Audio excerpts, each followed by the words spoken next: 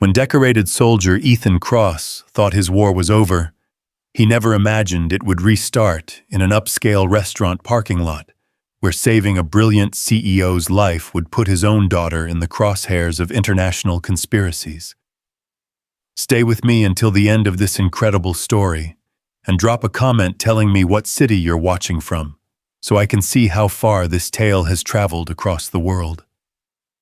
The crystal chandelier cast dancing shadows across the mahogany tables of Le Bernardin, Manhattan's most exclusive dining establishment, where power brokers sealed deals over $30 appetizers and million-dollar handshakes. But in the kitchen, past the gleaming stainless steel and the choreographed chaos of world-class chefs, Ethan Cross moved like a ghost among the living. His calloused hands that once gripped assault rifles in the mountains of Afghanistan, now carried plates of delicate seafood to tables where men in $1,000 suits discussed quarterly earnings. The irony wasn't lost on him. 6 months ago, he'd been Staff Sergeant Ethan Cross, leading reconnaissance missions behind enemy lines. Tonight, he was just another invisible worker in the city's machinery, grateful for steady work that let him pick up his daughter from school every day at 3:15. "Table 12 needs their wine refreshed," called Marcus, the head waiter, his voice cutting through the dinner rush. "And Ethan, take the trash out back when you get a chance." Ethan nodded, balancing 3 plates on his left arm, while reaching for the wine bottle with his right. The muscle memory was still there, the ability to carry multiple objects while keeping his hands free for action. Old habits died hard, especially when they'd kept you alive through 3 tours of duty. As he moved through the dining room, fragments of conversation drifted past him like smoke. Stock prices, merger deals, political maneuvering. The language of war just fought with different weapons. He'd learned to tune it out to focus on the simple rhythm of work that paid the bills and kept food on the table for Lily, his daughter. The thought of her sleeping safely in their modest Brooklyn apartment was the only thing that made the endless nights of carrying other people's meals bearable. At 8 years old, she had her mother's eyes and his stubborn determination. Sarah had been gone for 2 years now. Cancer had taken her with the same ruthless efficiency that had claimed so many of his brothers in arms, but Lily carried both their spirits forward. "Excuse me," a voice cut through his reverie. The woman at table 7 was gesturing toward her empty wine glass, her intelligent brown eyes meeting his with unexpected directness. Most patrons looked through him as if he were part of the furniture. "Of course, ma'am." Ethan approached with the bottle, noting details his military training had hardwired into his consciousness. Late 20s designer dress, but practical jewelry, confident posture, but tension in her shoulders. The kind of awareness that came from being watched, hunted, or threatened. "You're very observant," she said quietly as he poured. "Most people in your position don't notice things the way you do." Ethan's hand paused for a fraction of a second before continuing the pour. "I'm sorry, ma'am. I don't understand. The way you cleared the path to the kitchen exit when you entered the room. How you positioned yourself to watch both the main entrance and the service door while we've been talking. That's not standard busboy training." Her voice was barely above a whisper, but there was steel underneath the silk. He straightened, meeting her gaze directly for the first time. "You're very observant yourself, ma'am." A smile played at the corners of her mouth. "Sophia Lane, and you're definitely not just a busboy." Before Ethan could respond, Marcus appeared at his elbow, like a heat-seeking missile. "Mr. Cross, table 12 is still waiting for service, and the kitchen needs those dishes cleared." "Of course." Ethan stepped back from Sophia's table, but not before noticing the way her eyes tracked toward the restaurant's front windows. Following her gaze, he spotted them, 2 men in dark suits lingering near the valet stand, their attention focused on the dining room rather than the street. Professional surveillance. His blood chilled. "Ma'am," he said quietly, "do Do you have a back exit planned for this evening? Sophia's wine glass froze halfway to her lips. What did you just say? The two men outside. They're not waiting for their car. For a moment, the composed mask slipped and Ethan saw fear flicker across her features. Real, immediate danger. The same look he'd seen in villagers' eyes when Taliban fighters appeared on the horizon. She began, then stopped. I should go. Not through the front. Ethan glanced toward the kitchen. Service exit leads to the alley. Your car? Valet. Silver Tesla license plate ending in 847. Ethan processed this information with the efficiency of a tactical computer. Stay here for exactly 3 minutes. Order dessert, make it look natural. Then excuse yourself to the ladies' room, but head for the kitchen instead. I'll meet you at the service door. Why are you helping me? The question hung between them like a bridge neither was sure they should cross. Ethan looked at this woman, clearly successful, obviously intelligent, probably worth more money than he'd see in a lifetime, and saw something that cut through all the class barriers and social divisions. He saw someone who needed help. Because that's what we do, he said simply. Before Sophia could ask what he meant by we, Ethan was moving. He cleared 3 tables with practiced efficiency, all while tracking the positions of the men outside. They hadn't moved, which meant they were waiting for something specific. Probably for Sophia to leave through the main entrance. In the kitchen, he caught Chef Laurent's attention. I need to step out for a few minutes. Personal emergency. The chef, a temperamental Frenchman, who normally erupted at any deviation from routine, took one look at Ethan's expression and nodded. Go. But you owe me an explanation tomorrow. Ethan slipped out the service door into the alley behind the restaurant. The October air carried the scent of rain and automobile exhaust, mixing with the less pleasant aromas of urban waste management. He moved to the corner and peered around the building's edge, confirming what he'd suspected. 3 men, now not 2. The third had positioned himself near the valet stand's back exit. They weren't just surveillance. They were a capture team. His phone buzzed. A text from his babysitter. Lily asleep. She did her homework and practiced piano. See you tomorrow. The reminder of his daughter sent a familiar spike of protective rage through his system. Whatever was happening here, whoever Sophia Lane really was, he couldn't let it spill over into his carefully constructed new life. But he also couldn't walk away from someone who clearly needed help. The service door opened behind him. Sophia emerged, having traded her designer heels for flats she must have carried in her purse. Smart woman. They're positioned to box you in at the valet stand, Ethan reported quietly. 3 men, probably more we can't see. Professional setup. Jesus. Sophia's composure cracked slightly. I knew this might happen, but I thought I had more time. Time for what? To disappear. She looked at him with an expression that was part gratitude, part calculation. You don't have to get involved in this. Just point me toward the nearest subway station and forget we ever met. Ethan studied her face in the dim alley light. What did you do? I invented something that some very powerful people don't want to exist. The simple statement carried the weight of worlds. Ethan had heard similar words before, usually from intelligence assets who'd stumbled onto information that made them liabilities instead of sources. The haunted look in Sophia's eyes was familiar too, the expression of someone who'd realized that knowledge could be a death sentence. Your car's about 60 feet from here, he said, making his decision. Silver Tesla right side of the valet area. Keys probably still with the attendant. You have a plan. I have experience. Ethan pulled off his busboy's apron and rolled it into a tight bundle.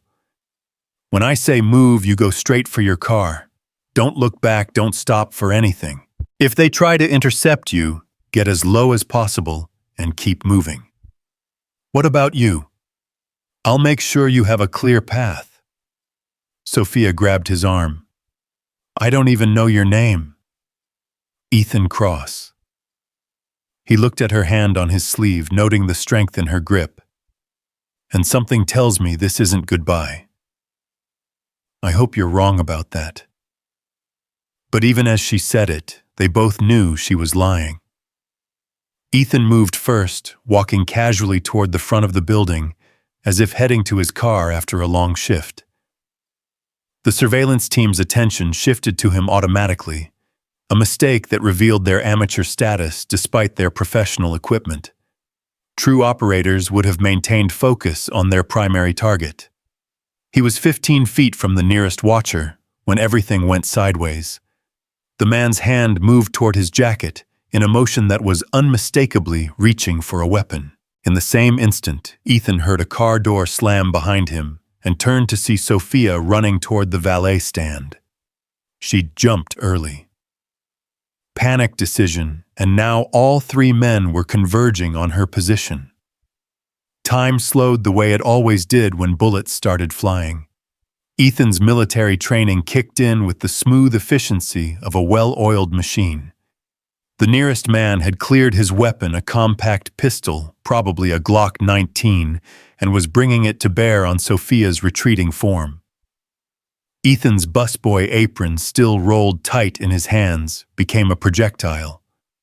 It struck the gunman's wrist just as he fired, sending the shot wild into the restaurant's brick facade. Before the man could recover, Ethan closed the distance and drove his knee into the attacker's solar plexus, following up with an elbow strike that sent him crumpling to the pavement.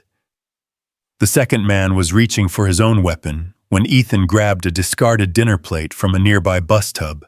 The porcelain disc flew through the air like a deadly frisbee, catching the gunman across the bridge of his nose with a sickening crack.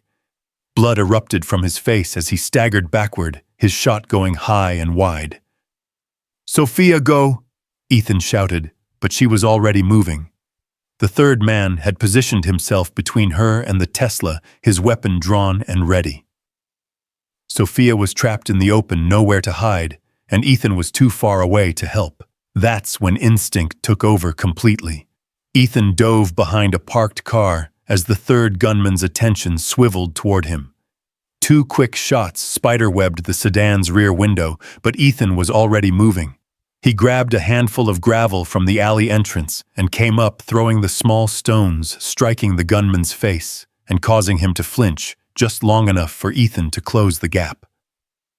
The tackle drove both men to the ground, but the gunman was stronger than he looked. They rolled across the concrete, each fighting for control of the weapon. Ethan got his hand on the man's wrist, preventing him from bringing the gun to bear, but couldn't quite force him to drop it. "Who sent you?" Ethan hissed through gritted teeth as they struggled. The man's response was to drive his free elbow toward Ethan's ribs. The blow connected, sending fire through his midsection, but Ethan had taken worse hits in Kandahar. He twisted the gunman's wrist until bones ground together, finally forcing him to release the weapon. The Glock skittered across the pavement, coming to rest near a storm drain. Ethan was reaching for it when he heard the unmistakable sound of a car engine roaring to life. Sophia had made it to her Tesla. The electric vehicle's near-silent motor was masked by the screech of tires as she accelerated out of the valet area. Smart woman. But as Ethan watched her disappear into Manhattan traffic, he couldn't shake the feeling that running away was only going to delay the inevitable. The gunman beneath him was trying to reach something in his jacket backup weapon or communication device. Ethan didn't give him the chance to find out. A precise strike to the carotid artery sent the man into unconsciousness, his body going limp against the concrete. Sirens wailed in the distance. Someone had called the police, which meant Ethan had maybe 2 minutes before this became a very complicated conversation about why a busboy was unconscious, surrounded by 3 armed men. He quickly patted down the attackers, looking for identification or anything that might reveal who they were working for. No wallets, no IDs, but each man carried identical tactical knives and communication earpieces. Professional equipment for professional operators. The first man was starting to regain consciousness, blood streaming from his broken nose. Ethan knelt beside him. "Who's paying you?" he asked quietly. The man's eyes focused on Ethan's face, and what he saw there made him try to scoot backward across the pavement. We don't. Wrong answer. Ethan's voice carried the quiet menace of someone who'd interrogated Taliban commanders in mountain caves. "Sophia Lane. Why do you want her?" "The tech," the man gasped. "The energy tech. Our employer. They can't let it go public." "Who's your employer?" The man's eyes widened, not in fear, but in recognition. "Your military. Special operations." "Was. Shit." The gunman struggled to sit up. "You have no idea what you just walked into, soldier. This isn't some random mugging. That woman has something that could change everything, and there are people who'll kill anyone to stop her." The sirens were getting closer. Ethan could see flashing lights reflecting off the buildings at the end of the block. "What kind of tech?" he pressed. "Clean energy. Revolutionary stuff. Worth billions to whoever controls it, and worth more to keep it buried." The man spat blood onto the concrete. "You saved her tonight, but tomorrow they'll just send more of us, and eventually they'll find out who you are. Then they'll come for your family too." The words hit Ethan like a physical blow. "My family isn't part of this." "They are now." The gunman's smile was cold and knowing. "The moment you got involved, you made them part of it. That's how these people work. They don't just eliminate threats, they eliminate everything connected to threats." Police cars rounded the corner, their searchlights cutting through the evening shadows. Ethan had seconds to decide stay and try to explain what had happened, or disappear and hope this whole nightmare would go away on its own. The gunman's words echoed in his mind. "They'll come for your family too." Lily. Sleeping peacefully in their apartment, trusting that Daddy would always keep her safe. Ethan stood and melted back into the alley shadows, leaving the three attackers for the police to sort out. As he moved through the maze of service roads and emergency exits that connected Manhattan's restaurant district, his mind was already racing ahead to the next problem. He'd saved Sophia Lane's life tonight, but in doing so, he might have condemned his own daughter to the same danger that was hunting her. The irony was bitter as month-old coffee in trying to help someone escape their war, he'd dragged his family into a new one. By the time he reached the subway station 6 blocks away, Ethan Cross, the busboy, had vanished completely. In his place was Staff Sergeant Cross, analyzing threats and calculating responses with the cold efficiency that had kept his squad alive through some of the worst fighting in Afghanistan. The war he'd thought he'd left behind had found him after all. But this time, the stakes weren't just his own life. They were everything he had left to live for. As the northbound train carried him toward Brooklyn, and the sleeping daughter, who represented his entire world, Ethan began planning for a battle he'd never wanted to fight. Because if Sophia Lane's enemies thought they could threaten his family to get to her, they were about to learn what happened when someone cornered a soldier who had nothing left to lose except the one thing that mattered most. The train's wheels clicked against the tracks in a rhythm that sounded like a countdown. Tick, tick, tick, time running out before ordinary life became a luxury he could no longer afford. Outside the windows, Manhattan's glittering skyline blurred past each light, representing lives that would continue unchanged while his world shifted on its axis. Tomorrow, he'd have to explain to Lily why they might need to leave the life they'd built together. Tomorrow, he'd have to figure out how to protect her from enemies he didn't understand, fighting a war over technology he couldn't comprehend. But tonight, for just a few more minutes, he could sit in the subway car and pretend he was still just a single father coming home from work, carrying nothing more dangerous than the memory of clearing tables and serving wine to people whose biggest worry was whether their stock portfolio would survive the next quarterly report. The illusion lasted until his phone buzzed with a text from an unknown number. "Thank you for tonight. We need to talk. SL." Ethan stared at the message for a long moment, then deleted it without responding. But he knew it was already too late.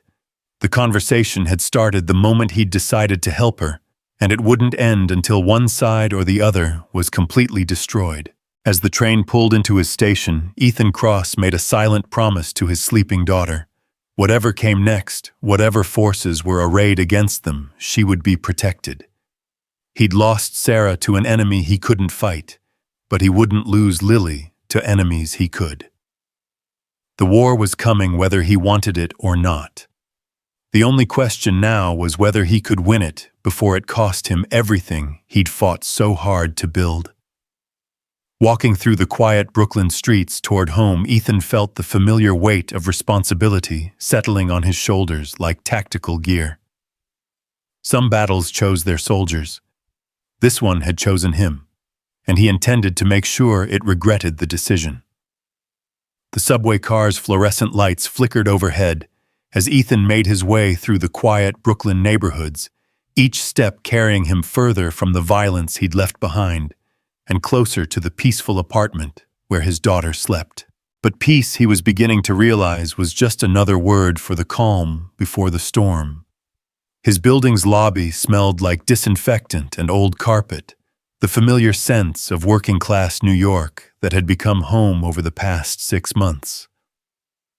Mrs. Chen from 3B was checking her mailbox, probably returning from her night shift at the hospital.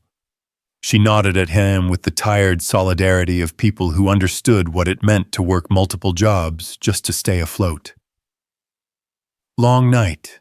she asked, noting the tension in his shoulders. "Something like that." Ethan managed a smile that felt like wearing someone else's face. "How's your grandson? Getting too smart for his own good. Reminds me of your Lily." Mrs. Chen's expression softened. "That little girl of yours is special, Mr. Cross. Don't let the world make her forget it." The words hit harder than they should have, carrying an unintended prophecy that made Ethan's chest tighten. "I won't," he promised, meaning it more than she could possibly know. The elevator groaned its way to the 4th floor, each mechanical sound amplified in the late-night quiet. Outside apartment 4C, Ethan paused with his key in the lock, listening for any sign that the violence from earlier had somehow followed him home. But there was only silence, broken by the distant hum of the building's ancient heating system. He opened the door to find Maria, his babysitter, asleep on the couch, with her textbooks spread across the coffee table. Pre-med at Brooklyn College, working her way through school one babysitting job at a time. She reminded him of Sarah at that age, determined, brilliant, and utterly convinced she could save the world through sheer force of will. "Maria," he whispered gently, shaking her shoulder. She startled awake, immediately alert, in the way of people who'd grown up in neighborhoods where staying aware meant staying alive. "Mr. Cross, I'm sorry, I was just studying while Lily slept and I must have dozed off." "It's fine. How was she tonight?" "Perfect as always. She practiced piano for an hour, finished her math homework without any help, and only asked for 3 bedtime stories instead of her usual 5. Maria gathered her books with practiced efficiency. "She asked when you'd be home, though. I think she misses having dinner with you."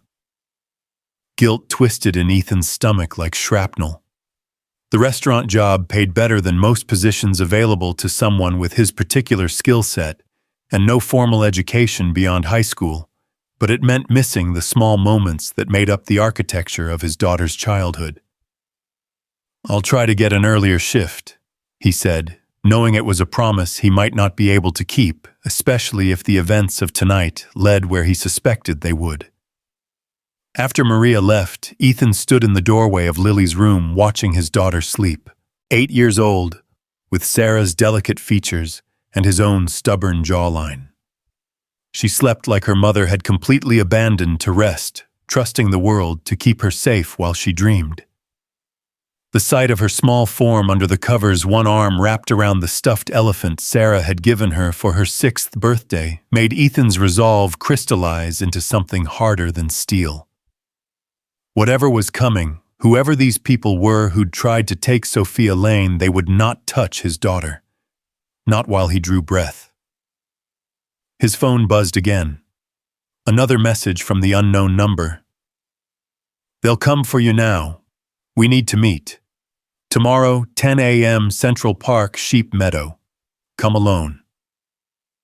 Ethan stared at the screen for a long moment, then typed back, "Who says I'm coming at all?" The response came immediately. "Because you're a good man who saved someone tonight, and good men don't walk away when innocent people are in danger. Also because they already know who you are." The last line sent ice through his veins. He deleted the conversation and turned off the phone, but the damage was done. Sophia Lane was right. He was involved now, whether he wanted to be or not. The question was how deep the water would get before he found solid ground again. Sleep came in fragments, interrupted by dreams of distant gunfire and the sound of his daughter calling his name. When dawn finally painted the windows gray, Ethan was already awake, sitting at the small kitchen table with a cup of coffee and the morning paper. The restaurant incident had made the metro section 3 men injured in apparent robbery gone wrong, but there was no mention of Sophia Lane or any details that might connect the attack to something larger. Professional cleanup. Someone with influence had made sure the story stayed small and the questions stayed unasked. "Daddy." Lily's voice floated from the hallway, still thick with sleep. She appeared in the kitchen doorway, wearing her favorite pajamas, the ones with planets and rockets that she'd picked out after declaring her intention to become an astronaut engineer veterinarian when she grew up. "Morning, sweetheart." Ethan folded the newspaper and gave her his full attention. "Sleep well." "I had a weird dream." Lily climbed into the chair across from him, her bare feet swinging well above the floor. "There were bad men trying to hurt people, but you stopped them. Then we had to go on a big adventure to keep everyone safe." The accuracy of her dream made Ethan's blood run cold, but he kept his expression neutral. Children picked up on more than adults gave them credit for, and Lily had always been especially perceptive. "That sounds like quite an adventure," he said carefully. "But it was just a dream, baby. Nobody's getting hurt, and we're not going anywhere." Lily studied his face with the intensity of someone much older than 8. "You look tired, Daddy, and sad. Are you okay?" The simple question nearly broke him. How did you explain to a child that the careful life you'd built together might be crumbling? How did you tell someone who trusted you completely that you might not be able to keep her safe? "I'm fine, sweetheart. Just thinking about work stuff." He reached across the table to brush a strand of hair from her face. "What do you want for breakfast?" "Pancakes. Can we make them shaped like animals again?" For the next hour, Ethan lost himself in the simple ritual of making breakfast with his daughter. Lily narrated the process with the enthusiasm of a cooking show host, explaining to their imaginary television audience why elephant-shaped pancakes required exactly 3 chocolate chips for proper facial features. Her laughter filled the small kitchen, temporarily driving away the shadows that had followed him home from Manhattan.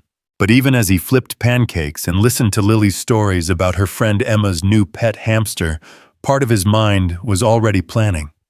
If they had to leave and the rational part of him suspected they would, where could they go? How much money did he have saved? What supplies would they need? The military training never really left. It just went dormant until circumstances required it to surface again. At 9:30, Ethan walked Lily to school, hyper-aware of every person on the street, every car that passed too slowly, every face that appeared more than once. The 3-block journey felt like a patrol through hostile territory, but nothing seemed out of place. Just parents dropping off kids, commuters hurrying to catch trains, and the ordinary bustle of a neighborhood going about its morning routine. "Daddy, you're squeezing my hand too tight," Lily said, as they approached PS 234's front entrance. "Sorry, baby." He loosened his grip, but didn't let go completely. "Listen, if anyone you don't know tries to talk to you today, you go straight to Mrs. Henderson, okay? Don't talk to strangers, don't go anywhere with anyone except me, or someone I've specifically told you about." Lily's forehead wrinkled with concern. "Is something wrong?" "No, sweetheart. I just want to make sure you're always safe." He knelt down to her level, looking directly into eyes that were so much like her mother's, it sometimes took his breath away. "You're the most important thing in my world, Lily. Everything I do is to keep you safe and happy." "I know, Daddy." She threw her arms around his neck with the absolute faith that only children possessed. "I love you too." Watching her disappear through the school's front doors was one of the hardest things Ethan had ever done. Every instinct screamed at him to grab her hand and run to disappear into the vastness of America where they could start over somewhere safe. But running without understanding the threat would only delay the inevitable. He needed information, and Sophia Lane was the only source he had. The subway ride to Manhattan felt like traveling backward through time, each stop taking him further from the simple life he'd built as a single father, and closer to the warrior he'd been before Lily made him want to be something else. By the time he emerged from the 86th Street station, Staff Sergeant Cross was fully awake beneath the civilian facade. Central Park in October was a masterpiece of autumn colors, tourists and locals sharing the paths in the democracy of public space. Sheep Meadow stretched out like a green carpet bordered by the skeletal remains of trees preparing for winter. Ethan arrived 15 minutes early, using the time to scout potential threats and escape routes. Old habits. Sophia Lane appeared at exactly 10 o'clock, walking across the grass with the purposeful stride of someone accustomed to being in control. She'd traded the elegant dinner dress for dark jeans and a leather jacket, but she still carried herself like a woman who regularly made decisions that affected thousands of people. As she drew closer, Ethan could see the toll of the previous night's events in the shadows under her eyes and the tension in her shoulders. "You came," she said, settling onto the bench beside him. "Seemed like I didn't have much choice." Ethan kept his eyes on the meadow, tracking the movement of joggers and dog walkers. "Your people were right about one thing. I am a good man. Stupid, apparently, but good." "Not stupid. Brave." Sophia followed his gaze, noting the way he cataloged potential threats. "How long were you active duty?" 3 tours in Afghanistan. Got out 6 months ago when my wife died and I realized I had a daughter to raise." The words came out more bitter than he'd intended. Funny how civilian life keeps finding ways to put you back in the field. "I'm sorry about your wife. So am I." Ethan finally looked at her, noting the genuine sympathy in her expression. "Now tell me why 3 professional operators tried to kidnap you last night, and why that means my 8-year-old daughter might be in danger." Sophia was quiet for a long moment, weighing words with the care of someone who understood that information could be a weapon. "What do you know about renewable energy? Solar panels, wind turbines, the usual. Why?" The usual is about to become obsolete. She pulled a tablet from her bag, calling up a series of technical diagrams that meant nothing to Ethan. My company Lane Dynamics has developed a new form of energy storage that could revolutionize how we power everything from smartphones to cities. And that's worth killing for. It's worth trillions to whoever controls it, and worth even more to certain people to make sure nobody controls it. Sophia's finger traced patterns on the tablet screen. Imagine a battery the size of a briefcase that could power your entire apartment building for a month.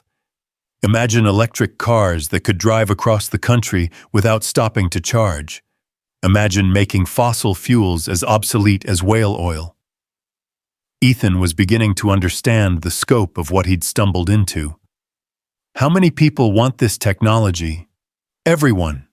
Foreign governments, domestic energy companies, private military contractors, environmental groups, venture capitalists. Basically anyone with enough money to hire people like the ones who came after me last night. Sophia closed the tablet and met his eyes. The problem is that some of those people don't want the technology to exist at all. They'd rather kill everyone involved than let it reach the market. Why come to me? You must have security lawyers, people who know how to handle this kind of thing. I did. My head of security disappeared 3 days ago. My lawyer's office was broken into Tuesday night, and yesterday morning I found a tracking device on my car. Sophia's voice carried the exhaustion of someone who'd been running on adrenaline and caffeine for too long. You saved my life last night, Ethan. But more than that, you saw the threat before I did. That takes training and experience. I'm a busboy. You're a soldier. A good one from what I could see. She leaned forward, her voice dropping to barely above a whisper. I need someone I can trust. Someone who isn't already compromised. Someone who understands that this is about more than just money. Ethan thought about Lily sitting in her third-grade classroom, learning about multiplication tables and state capitals, blissfully unaware that her father was being recruited for a war she didn't even know existed. What makes you think you can trust me? Because you have something to lose. People with something to lose fight harder to protect it. Sophia's smile was sad and knowing. Also because you're here instead of running. Most people would have taken their family and disappeared after last night. Maybe I should have. Maybe. But you didn't, which means some part of you understands that running won't solve this. They'll keep coming and eventually they'll find you. The only way to end this is to finish it. A jogger passed their bench close enough that Ethan could smell his cologne and hear the rhythm of his breathing. Normal people living normal lives, unaware that history might be pivoting around a conversation happening 20 feet away from their morning run. What exactly are you asking me to do? Help me figure out who's behind the attacks. Help me protect the technology long enough to get it to market. Help me stay alive until this is over. Sophia's voice carried the weight of desperation, carefully controlled. In exchange, I'll make sure you and your daughter are protected. New identities if necessary, relocation assistance, enough money to start over anywhere in the world. And if I say no, then I'll understand completely, and I'll do my best to make sure nothing I do puts your family at risk. She paused, choosing her next words carefully. But Ethan, these people don't leave loose ends. Last night you became part of this story whether we like it or not. The truth of it settled over him like the weight of tactical gear. He'd saved one person's life and potentially condemned his daughter to the same danger he'd rescued Sophia from. The mathematics of it were brutal but clear. How do I know you're telling the truth? How do I know this whole thing isn't some elaborate setup? Sophia reached into her jacket pocket, and Ethan's hand moved instinctively toward where his sidearm would have been if he were still carrying one. She noticed the motion and slowly withdrew her hand, holding a photograph. This is Dr. James Morrison. He was my research partner for 3 years, helped develop the core technology. The photo showed a man in his 50s with kind eyes and graying hair. They found his body in his apartment Tuesday morning. Apparent suicide, according to the police report. She handed him a second photograph, this one showing the same man but clearly taken through a telephoto lens. He was entering what looked like a warehouse accompanied by 2 men in suits. This was taken 6 hours before his supposed suicide.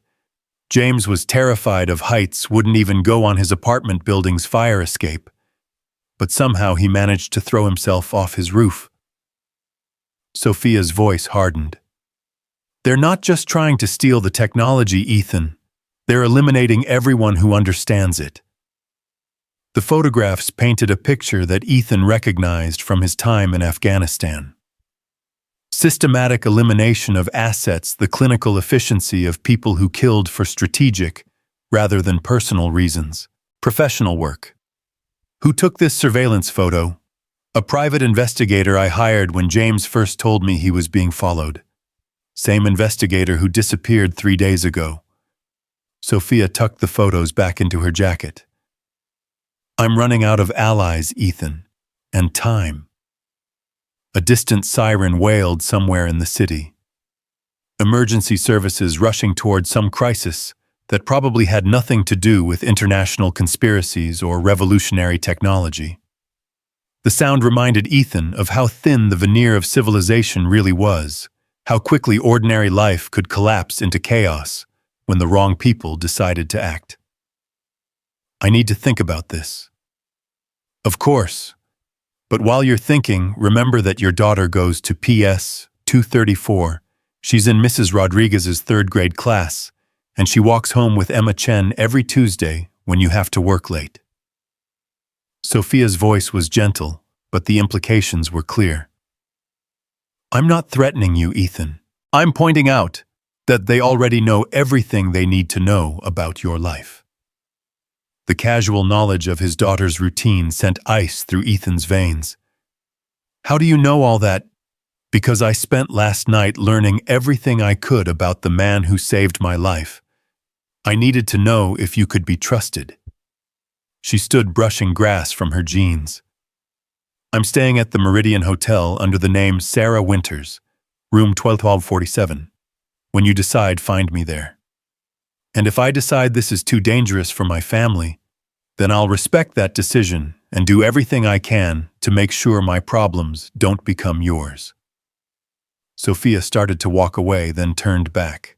But Ethan, if these people are willing to kill a brilliant scientist just to keep this technology buried, what do you think they'll do to a former soldier who can identify 3 of their operatives?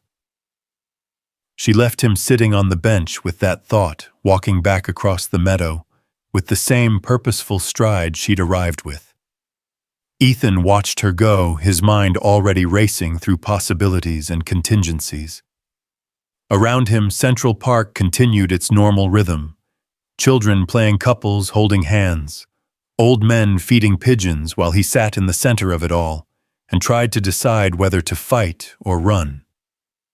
His phone buzzed with a text from the school. Lily has a slight fever. Please come pick her up at your earliest convenience. Panic flooded his system like ice water. Ethan was moving before he'd consciously decided to stand his legs, carrying him toward the subway station while his mind calculated travel time and threat possibilities. It could be nothing. Kids got sick all the time, especially when the seasons changed. But after everything Sophia had told him, especially her casual knowledge of Lily's routine, every deviation from normal felt like a potential attack. The subway ride back to Brooklyn lasted forever and no time at all. Ethan found himself checking his phone obsessively, looking for updates from the school or signs that something had gone wrong. Other passengers gave him nervous glances, picking up on the tension radiating from him like heat from a furnace. PS 234 looked exactly the same as it had 3 hours earlier, but Ethan approached it like a potential combat zone. He scanned the perimeter for unusual vehicles, unfamiliar faces, anything that might suggest surveillance or threat. Nothing obvious, but that didn't mean anything. Professional operators were good at being invisible. The school nurse, Mrs. Patterson, met him in the main office with her usual efficient kindness. "Mr. Cross, thank you for coming so quickly. Lily's temperature is 101.2, not dangerous, but high enough that we need to send her home according to district policy. Where is she now?" "Resting in my office. She's been asking for you since I took her temperature." Mrs. Patterson led him down the familiar hallway past bulletin boards covered with student artwork and motivational posters. "Has she been feeling unwell this morning?" "Not that I noticed." Ethan tried to remember if there had been any signs he'd missed in his distraction over the meeting with Sophia. She seemed fine at breakfast. Sometimes these things come on quickly with children. I'd recommend keeping her home tomorrow as well, just to be safe. They reached the nurse's office to find Lily curled up on the small cot, looking smaller and more fragile than Ethan had ever seen her. Her face was flushed with fever, but her eyes lit up when she saw him. "Daddy, I don't feel good." Her voice was smaller than usual, carrying the particular vulnerability that only came with being 8 years old and sick. "I know, sweetheart. We're going to go home and get you feeling better." Ethan knelt beside the cot, pressing his hand to her forehead. She was definitely warm, but not dangerously so. "What hurts?" "My head and my tummy, and I'm really tired." Lily sat up slowly, leaning against him with the absolute trust that never failed to humble him. "Can we watch movies today?" "All the movies you want." He helped her into her jacket, noting the way she moved, careful and deliberate, the way people moved when their bodies felt foreign to them. "Mrs. Patterson, has anyone else been sick today? Any kind of outbreak or unusual symptoms?" "Not that I'm aware of. Sometimes these seasonal bugs just hit one child at a time." The nurse's expression showed mild concern at his intensity. "Is there something specific you're worried about, Mr. Cross?" Ethan almost laughed at the question. Where would he start? International conspiracies, professional killers. The possibility that someone had deliberately made his daughter sick to force him into a vulnerable position. Instead, he just shook his head. "Just want to make sure she's okay." The walk home took twice as long as usual, with Lily needing to stop and rest every few blocks. By the time they reached their building, she was leaning heavily against him, her small hand hot in his. Mrs. Chen was in the lobby again, returning from her day shift at the hospital. "Little Lily, what's wrong, sweetheart?" Her maternal instincts kicked in immediately as she saw the child's flushed face. "She's got a fever. School sent her home." Ethan was grateful for the neighbor's concern, but every moment spent in public felt like exposure to potential threats. "You want me to take a look at her? I've got some pediatric experience." Mrs. Chen's offer was genuine, but Ethan needed to get Lily upstairs where he could control the environment. "Thanks, but I think she just needs rest. Maybe some soup later if she's up for it." In the apartment, Ethan got Lily settled on the couch with her favorite blanket and a cup of lukewarm tea. She dozed fitfully, waking every hour or so to ask for water or complain about her headache. By mid-afternoon, her fever had broken, and she was asking about lunch, which Ethan took as a good sign. "Feeling better, baby?" "A little. My head doesn't hurt as much." Lily sat up slowly, testing her balance. "Daddy, why did you ask Mrs. Patterson about other kids being sick?" The question caught him off guard. Even running a fever, his daughter was sharp enough to pick up on details that concerned her. "Just wanted to make sure you didn't catch something really serious. You've been acting weird since last night. When you came home from work, you looked like you did after Mommy got sick. All worried and sad." Lily's voice was matter-of-fact. but her eyes held the kind of insight that children developed when they'd learned too young that the adults in their lives weren't invulnerable. Ethan felt something crack inside his chest. How did you explain to an 8-year-old that the safety she'd taken for granted might be an illusion? How did you prepare a child for the possibility that their life might change overnight without terrifying them? Sometimes grown-ups have to worry about things that kids don't need to think about, he said finally. That's part of being a daddy, keeping the worries so you don't have to. But what if something happens to you? Who's going to keep my worries then? The question hit him like a physical blow.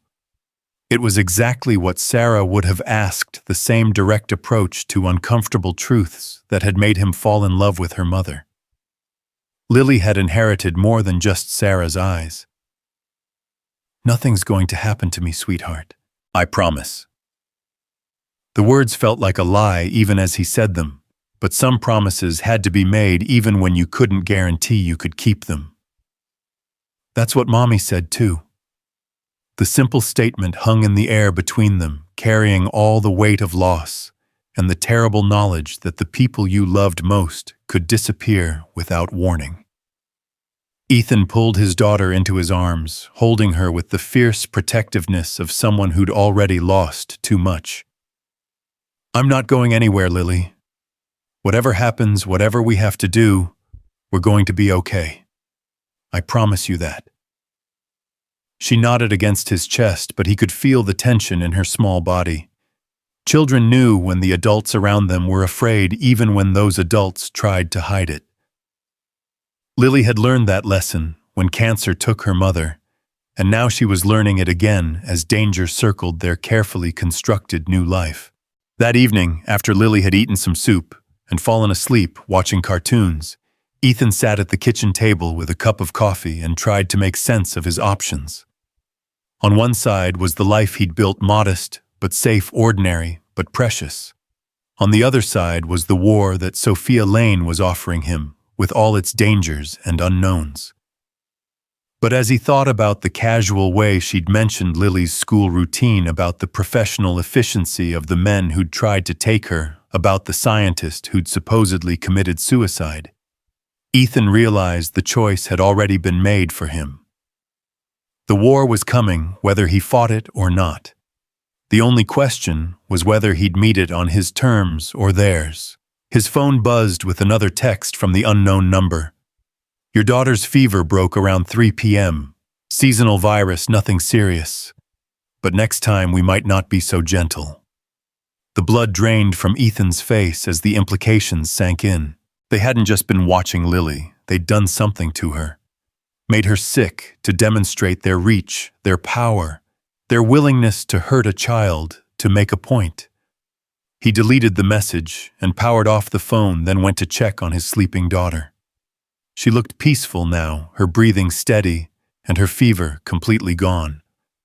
But the knowledge that someone had deliberately made her sick, had touched her with their violence even in this small way, filled him with a rage that felt like swallowing molten metal. Tomorrow he would find Sophia Lane and accept her offer. Not because he believed in her technology or trusted her completely, but because the alternative was waiting for these people to decide when and how to escalate their threats against his family. Standing in his daughter's doorway, watching her sleep in the safe cocoon of their modest apartment, Ethan Cross made a different kind of promise than the one he'd made earlier. This one wasn't about staying safe or avoiding trouble.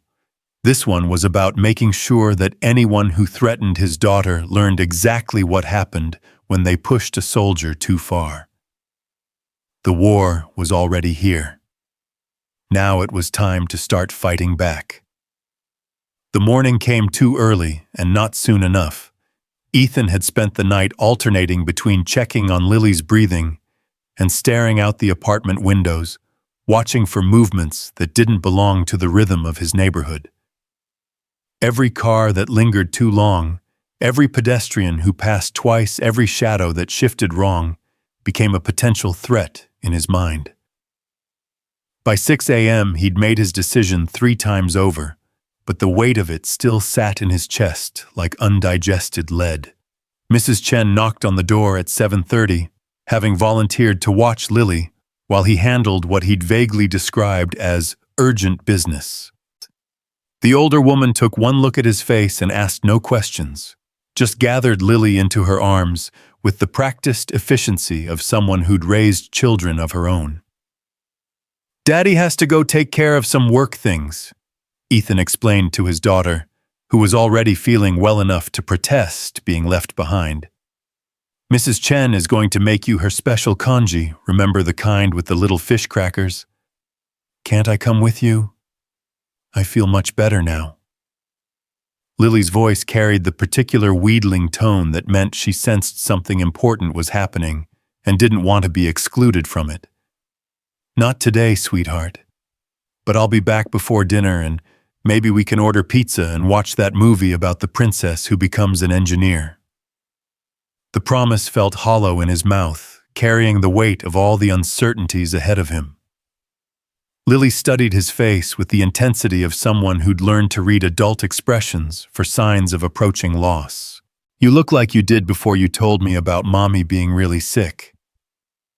The observation hit him like a punch to the solar plexus. "This is different, baby. I'm just going to help someone with a problem, and then everything will be back to normal. Promise? I promise."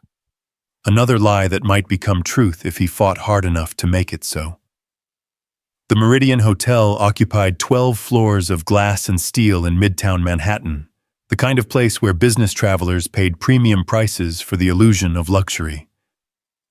Ethan approached it like infiltrating an enemy stronghold, noting sightlines, exit routes, and the subtle signs that marked professional security versus rent-a-cop window dressing. The lobby buzzed with the controlled chaos of commerce executives rushing to meetings, tourists consulting guidebooks, staff moving with the practiced invisibility of service workers. Ethan recognized the breed immediately, having been one of them until yesterday. People who existed in the margins of other people's important lives, essential but unseen. Room 1247 was on the 12th floor, accessible by 2 elevators and 1 stairwell. Ethan took the stairs partly for security, and partly because the physical exertion helped burn off some of the nervous energy that had been building since he'd read that text about Lily's fever. By the time he reached the 12th floor, his breathing was steady and his mind was clear. He knocked on the door in the pattern Sophia had specified in her latest message: 2 short, 1 long, 2 short. Military communication habits died hard, apparently. The door opened to reveal Sophia Lane looking like she'd slept about as well as he had. Her hair was pulled back in a severe ponytail, and she'd traded her casual clothes for dark slacks and a fitted blazer that suggested she was ready for serious business. "You came," she said, stepping aside to let him enter. "Didn't seem like I had much choice after last night." Ethan swept the room with his eyes automatically cataloging potential weapons escape routes and hiding places. Standard hotel layout, but someone had been here before him. The furniture was arranged differently than hotel housekeeping would have left it positioned to provide clear sight lines to both the door and the windows. "You brought backup," he observed. "Insurance." Sophia gestured toward the bathroom, where Ethan could now make out the subtle sounds of someone trying to be quiet. "I hope you don't mind, but after everything that's happened, I thought it would be wise to have additional security present." "Depends on who your insurance is." The bathroom door opened, and a woman emerged, who immediately commanded attention, despite her unremarkable appearance. Medium height, brown hair clothes that could have belonged to any office worker in Manhattan. But her eyes held the same predatory alertness that Ethan recognized in his own reflection, and she moved with the economical grace of someone trained to kill efficiently. "Ethan Cross, meet Angela Murphy," Sophia said. "Former CIA, currently freelance security consultation. She's been helping me stay ahead of our mutual friends since this whole thing started." Angela extended her hand with a smile that was all professional courtesy and no warmth. Staff Sergeant Cross, your reputation precedes you. My reputation? Ethan shook her hand, noting the calluses that spoke of extensive weapons training. I've been a civilian for 6 months. Civilian is a state of mind, Angela replied.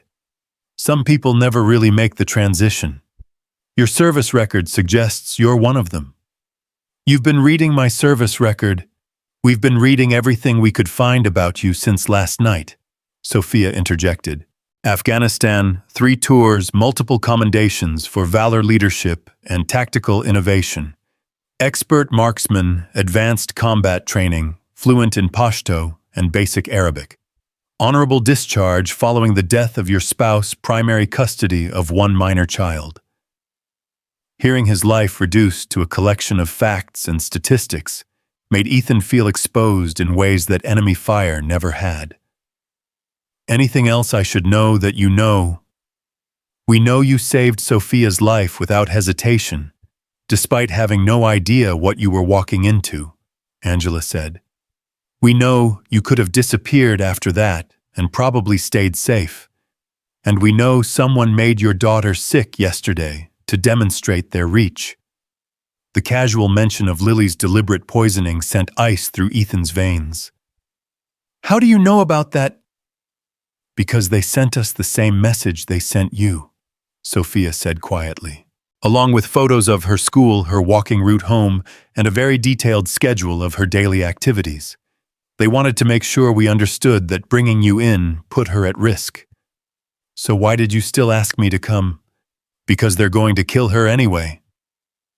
Angela's voice was matter-of-fact, the kind of brutal honesty that military personnel used when civilians needed to understand the true stakes of a situation. Along with you, me Sophia, and anyone else who knows about this technology. The only question is whether it happens now or later. The hotel room's climate control system hummed quietly in the background, a mundane sound that seemed absurdly normal in the context of discussing his daughter's murder. Outside the windows, Manhattan continued its daily rhythm, millions of people going about their lives unaware that the future of global energy was being decided in a hotel room 12 floors above the street. Tell me about the technology, Ethan said finally. Not the sales pitch version, the real version. Sophia moved to a laptop computer that had been set up on the room's small desk. The screen showed a 3-dimensional molecular diagram that looked like something from a science fiction movie. Energy storage has been the holy grail of renewable technology for decades. Solar panels and wind turbines can generate power, but storing that power efficiently has always been the bottleneck. Until now, Angela added. Until now, Sophia confirmed. What you're looking at is a new form of crystalline matrix that can store electrical energy at the molecular level. A battery the size of a cell phone that could power a house for a week. A unit the size of a car engine that could run a small city for months. Ethan studied the diagram, trying to wrap his mind around the implications. How is that possible? It's complicated quantum mechanics, but the basic principle involves using carbon nanotube structures to create incredibly dense energy storage at the atomic level. Sophia's fingers danced across the keyboard, bringing up manufacturing specifications and cost projections. We're talking about energy density that's orders of magnitude beyond anything currently available. And someone wants to kill you to stop this from reaching the market. Multiple someones, Angela corrected. We've identified at least 6 different organizations with motives to either steal or bury this technology. Oil companies who would lose trillions in stranded assets. Foreign governments who rely on energy exports for economic stability. Defense contractors who profit from resource conflicts. Even some environmental groups who think the technology is too dangerous to exist. Why would environmental groups want to stop clean energy? Because this isn't just clean energy, Sophia said. It's unlimited energy, and unlimited anything can be dangerous in the wrong hands. Imagine terrorists with access to power sources that could run entire operations indefinitely. Imagine authoritarian governments with energy independence that makes them immune to international pressure. The complexity of the situation was beginning to crystallize in Ethan's mind. This wasn't just about corporate espionage or even international competition. This was about fundamentally altering the balance of global power. And there were powerful interests on all sides who would kill to control that process. "Where does my daughter fit into all this?" "She doesn't," Angela said bluntly. "But they're using her as leverage to control you, which means they see you as either an asset they want to recruit or a threat they need to eliminate." "Based on last night, I'd say it's the latter," Sophia added. "You proved you're capable of disrupting their operations, which makes you dangerous to their plans." Ethan walked to the window, looking down at the street 12 stories below. Ordinary people living ordinary lives, unaware that their future was being shaped by conversations like this one. "What exactly are you asking me to do?" "Help us identify who's behind the attacks," Sophia said. "The people who tried to take me weren't independent operators. They were hired muscle, which means someone with serious resources is coordinating this whole thing." "We need to find the source," Angela continued, "and either neutralize the threat or expose it publicly enough that killing us becomes counterproductive. And in the meantime, we keep you and your daughter alive while we work." Sophia closed the laptop and turned to face him directly. "I meant what I said about protection and relocation assistance. Whatever it takes to keep your family safe." Ethan thought about Lily, probably sitting in Mrs. Chen's apartment right now working on homework, and completely unaware that her father was deciding whether to go to war on her behalf. The weight of that responsibility felt heavier than any equipment he'd carried in Afghanistan. "What's the timeline?" "The technology goes public in 6 days, Sophia said. "Patent filings, press conference, demonstration for potential investors. Once it's out there, killing us becomes pointless because the information will be in too many hands to suppress. 6 days to stay alive and figure out who wants us dead," Angela summarized. "Should be interesting." A knock on the door interrupted the conversation, 3 quick raps followed by 2 more. Angela's hand moved instinctively toward her jacket, and Ethan found himself calculating angles and distances with the automatic precision of someone who'd survived too many ambushes to take any unexpected sound lightly. "Expecting someone?" he asked. "Room service," Sophia said, but her voice carried uncertainty. "I ordered coffee and breakfast about an hour ago." Angela moved to the door, checking the peephole before opening it on the security chain. "ID, please." A young voice responded from the hallway. "Hotel catering, ma'am. I have a breakfast order for room 1247. Through the narrow gap, Ethan could see a portion of a hotel uniform and what appeared to be a service cart. Standard delivery, but something about the situation felt wrong. The timing was too convenient, and the voice sounded rehearsed. "Slide the receipt under the door," Angela instructed. "Ma'am, I need to bring the cart inside to set up the service. Hotel policy." Red flags started going off in Ethan's mind. He'd seen enough false flag operations to recognize the pattern. Create a plausible reason to gain access, then exploit that access to achieve your real objective. "Change of plans," he said quietly. "We don't need the service after all." "Sir, I've already prepared everything. If you could just—" Angela shut the door and engaged the deadbolt. "Time to go." The next 60 seconds unfolded with the compressed intensity of combat. Angela grabbed a small duffel bag from the closet, while Sophia packed the laptop and research materials into a briefcase. Ethan moved to the window looking for alternative exit routes. Fire escape, north side of the building, Angela replied. But if they're professional, they'll have that covered too. The sound of voices in the hallway was getting louder, and Ethan could make out at least 3 different speakers.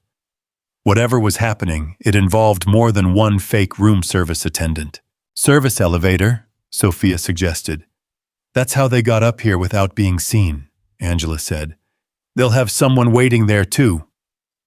A new sound joined the conversation in the hallway, the distinctive beep of an electronic key card being used. Someone was overriding the hotel's security system, gaining access to the room whether they were invited or not. Window, Ethan decided. Fire escape or not, it's our best option. The hotel room window opened onto a narrow ledge that ran along the building's exterior, connecting to a fire escape platform about 20 feet to the right.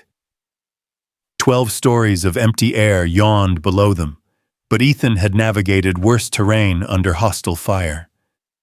Ladies first, he said, helping Sophia climb through the window onto the ledge.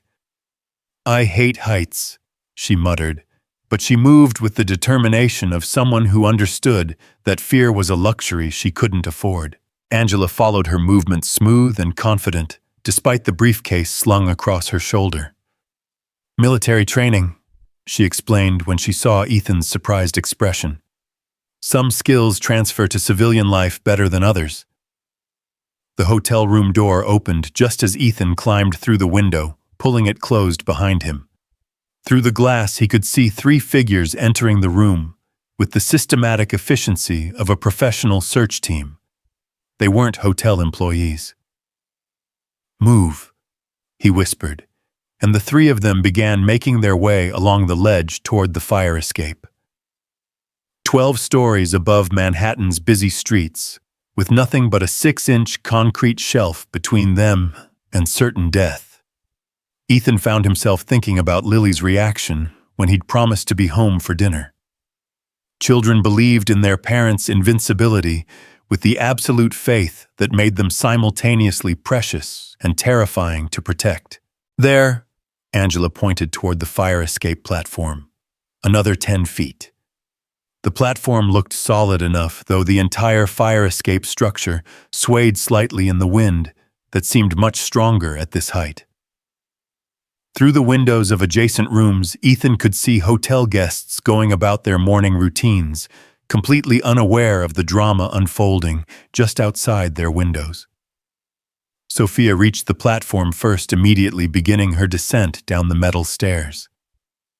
Angela followed, then Ethan, who paused long enough to look back at room 1247.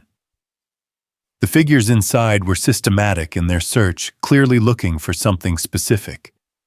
Not random thieves or even ordinary industrial espionage.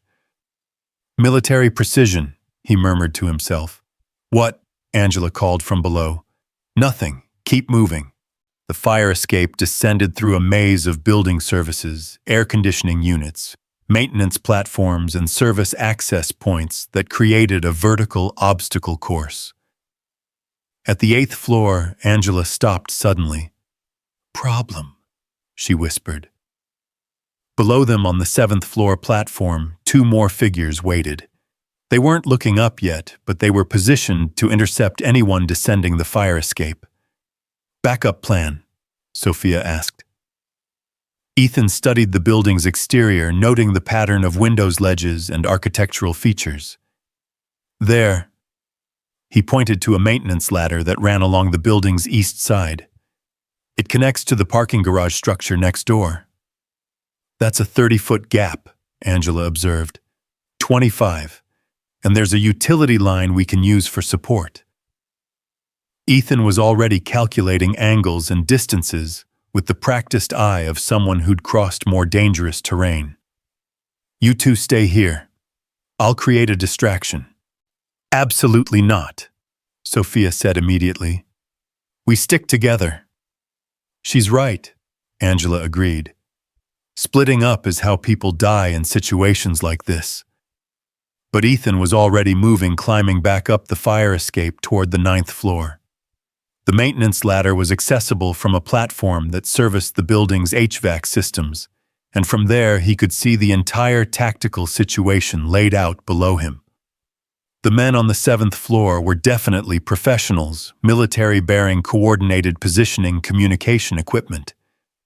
But they were focused downward, expecting their targets to continue descending rather than changing direction.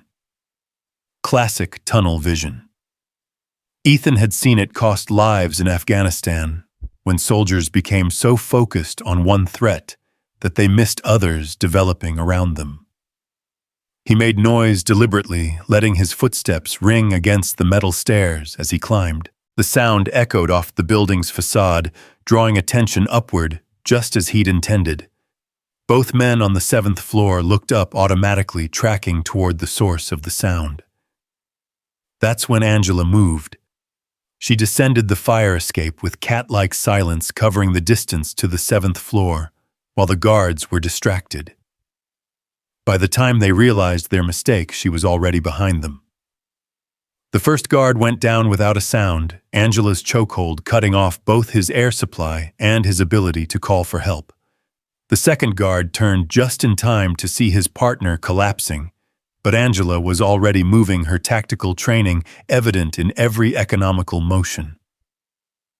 "Clear," she called softly. Ethan and Sophia joined her on the 7th floor platform, stepping over the two unconscious forms, professional contractors judging by their equipment and physical conditioning. Someone was spending serious money to find them. "How long before they wake up?"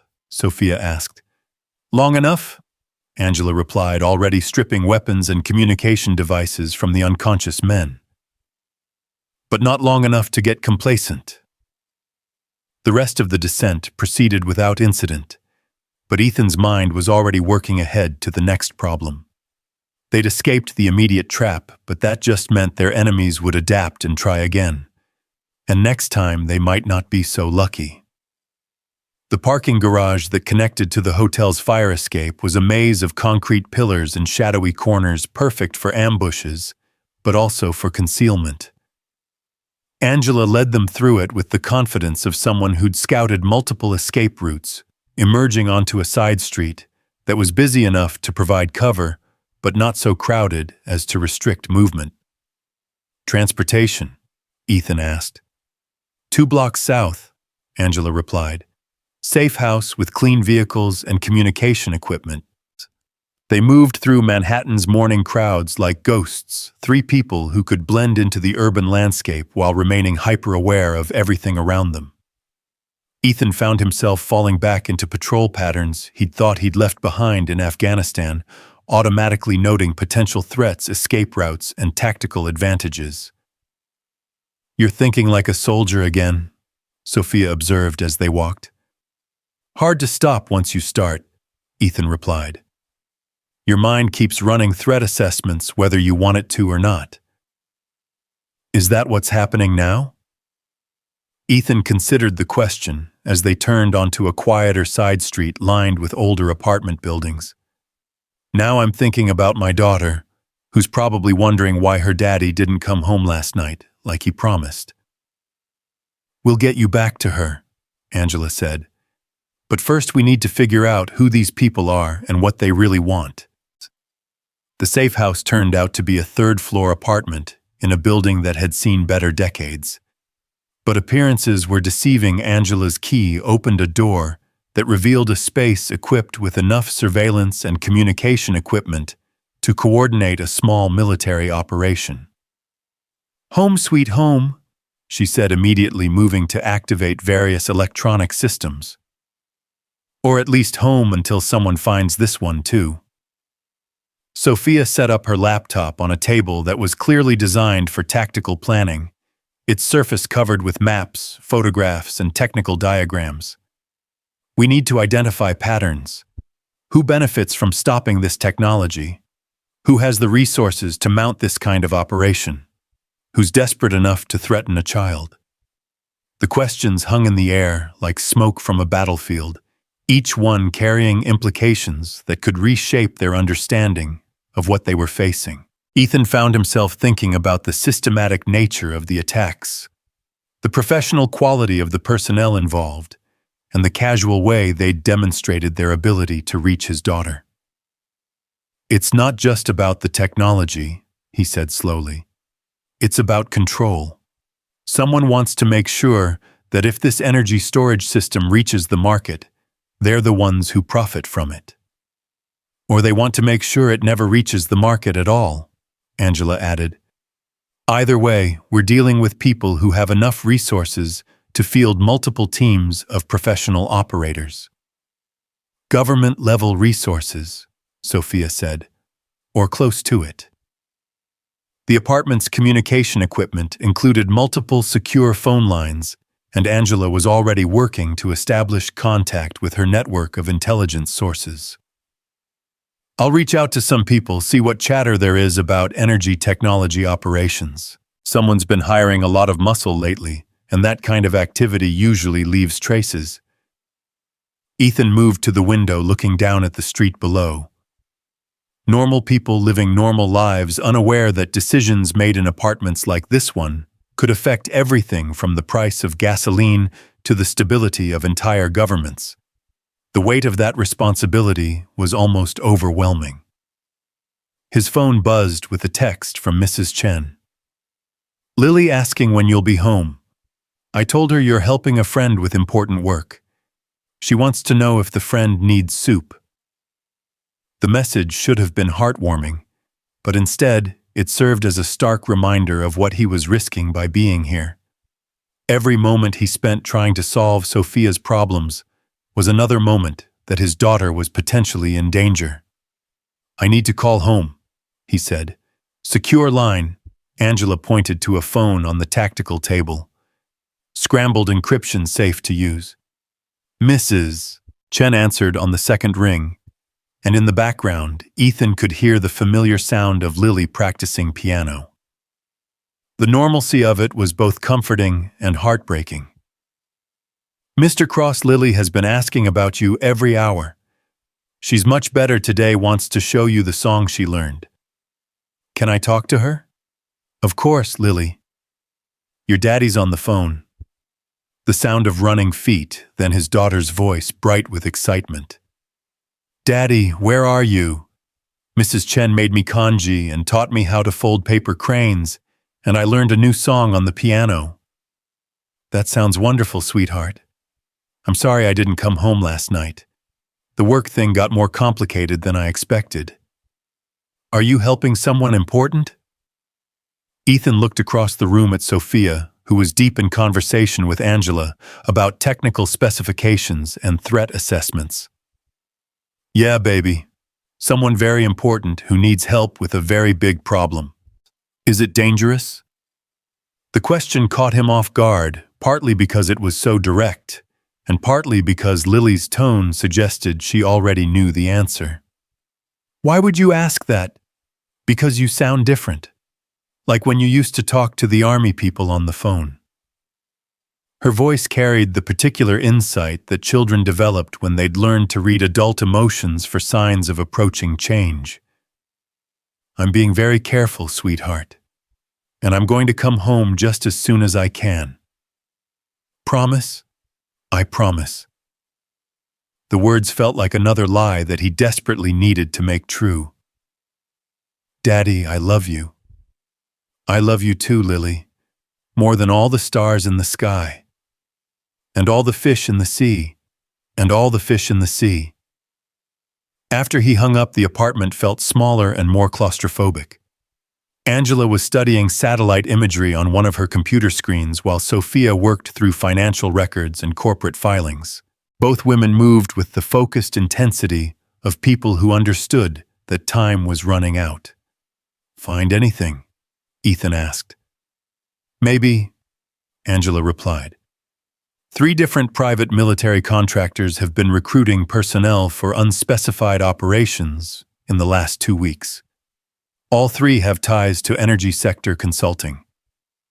Which means someone with deep pockets has been assembling teams for operations related to energy technology, Sophia explained. The question is whether it's one client using multiple contractors or multiple clients competing for the same objective.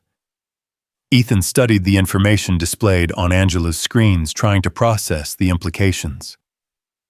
Either way, we're dealing with people who have access to military-grade personnel and equipment, and the willingness to use both against civilians, Angela added grimly. The afternoon stretched into evening as they worked through layers of corporate structures, financial transactions, and intelligence reports. The picture that emerged was complex and troubling, a web of competing interests, all focused on Sophia's technology, with motivations ranging from pure profit to national security to ideological opposition to technological change. Here, Sophia said, finally pointing to a series of financial transfers on her laptop screen. Someone's been moving a lot of money through shell companies based in countries with strict banking secrecy laws. The amounts are consistent with funding multiple private military operations. How much money? Ethan asked. Enough to buy a small army? Angela replied after reviewing the figures. We're talking hundreds of millions of dollars. Who has that kind of resources and the motivation to use them against clean energy technology? Lots of people, Sophia said. Petroleum companies facing stranded assets worth trillions of dollars. Foreign governments whose entire economies depend on energy exports. Defense contractors who profit from resource conflicts. The list of potential enemies is basically everyone with a significant stake in the current energy economy, Angela summarized, which doesn't narrow things down as much as we'd like. As darkness fell over Manhattan, the apartment's surveillance equipment began picking up increased activity in the surrounding area. Angela monitored radio frequencies and digital communications, noting patterns that suggested coordinated movement. They're looking for us, she announced. Multiple teams conducting systematic searches. Someone's running a professional manhunt. How long before they find this place? Ethan asked. Hard to say. Could be hours, could be days. Depends on how good their intelligence network is. Angela began shutting down non-essential equipment and packing portable electronics into a travel bag. But we should assume they'll find us eventually. So we move again. We move again, Sophia confirmed. But first, we need to make contact with someone who might be able to help us identify our enemies. Who? Dr. Elizabeth Warren, not the politician, the physicist, Sophia explained. She's been working on similar energy storage research at MIT, and someone tried to kidnap her 3 days ago. If we can coordinate with her, we might be able to piece together who's behind all this. The plan was simple in concept, but complex in execution. They would travel to Boston, make contact with Dr. Warren, and attempt to coordinate their research and security efforts. But getting there safely would require careful planning and constant vigilance. Road trip, Angela said with dark humor. Should be fun. As they prepared to leave the safe house, Ethan found himself thinking about Lily again, wondering if he was making the right choice by pursuing this path instead of simply grabbing his daughter and disappearing. But the casual way their enemies had demonstrated their reach suggested that running would only delay the inevitable. Second thoughts, Sophia asked, noting his expression. Third and fourth thoughts, Ethan replied. But I don't see any better options. For what it's worth, I think you're doing the right thing. These people won't stop until they get what they want, or until someone stops them. And you think we can stop them? I think we have to try. Sophia shouldered her briefcase and checked her phone for messages. Because the alternative is letting them control technology that could change the world. Angela finished her equipment check and moved to the door, listening for sounds in the hallway. Ready to move. Transportation is 1 block north, parked in a 24-hour garage. They left the safe house the way they'd arrived, carefully, quietly, and with constant awareness of their surroundings. The streets of Manhattan at night were a different creature than during the day, filled with different dangers and different opportunities for concealment. As they walked toward their transportation, Ethan couldn't shake the feeling that they were being watched. Not by the systematic search teams that Angela had detected, but by something more subtle and more patient. The kind of surveillance that waited for targets to make mistakes rather than actively pursuing them. "Contact," Angela said quietly, her voice barely audible. 2 o'clock about 50 meters back. Single individual maintaining distance but matching our pace. Ethan glanced casually in the indicated direction, spotting a figure that could have been any other late-night pedestrian, if not for the professional way he maintained surveillance distance and positioning. "Orders?" he asked. "Keep moving," Angela replied. "Let's see if he's alone or part of a larger team." They continued toward the parking garage, taking a route that included several turns and opportunities to observe their follower. The surveillance was professional, but not invisible. Someone wanted them to know they were being watched, without feeling immediately threatened. "Psychological pressure," Sophia observed. "They want us nervous and making mistakes. Or they want us to lead them to wherever we're going next," Ethan suggested. The parking garage was a concrete maze of shadows and echoing sounds, perfect for either ambushes or losing pursuit. Angela led them to a nondescript sedan that looked like it belonged to any urban commuter, but Ethan noticed the reinforced windows and the slightly lower stance that suggested armor plating. "Expecting trouble?" he asked. "Always," Angela replied, starting the engine. "In this business, paranoia is just another word for proper preparation." As they drove out of Manhattan, heading north toward the interstate that would take them to Boston, Ethan watched the city lights fade in the rearview mirror. Somewhere in that maze of concrete and glass, his daughter was sleeping safely in Mrs. Chen's apartment, trusting that her father would return as he'd promised. The weight of that trust felt heavier than any equipment he'd carried in combat, because this time the stakes weren't just his own life, but the future of the most important person in his world. As the miles passed beneath their wheels, carrying them toward whatever awaited in Boston, Ethan made another silent promise to Lily. He would find a way to end this. He would identify the people who'd threatened her and make sure they could never threaten her again. And when it was over, he would come home to her with the knowledge that she could grow up in a world where innovative technology made things better rather than more dangerous. But first, he had a war to fight, and this time he intended to win it decisively enough that it would never need to be fought again. The highway stretched ahead of them like a ribbon of possibility, carrying 3 people who'd been thrown together by circumstances beyond their control toward a confrontation that could reshape the future of human civilization. In the distance, Boston's lights twinkled like stars, holding secrets that might finally reveal who their real enemies were. And somewhere behind them, in the city, they'd left the hunt continued. The highway unrolled before them like a dark river, carrying them through the night toward Boston and whatever answers Dr. Elizabeth Warren might provide.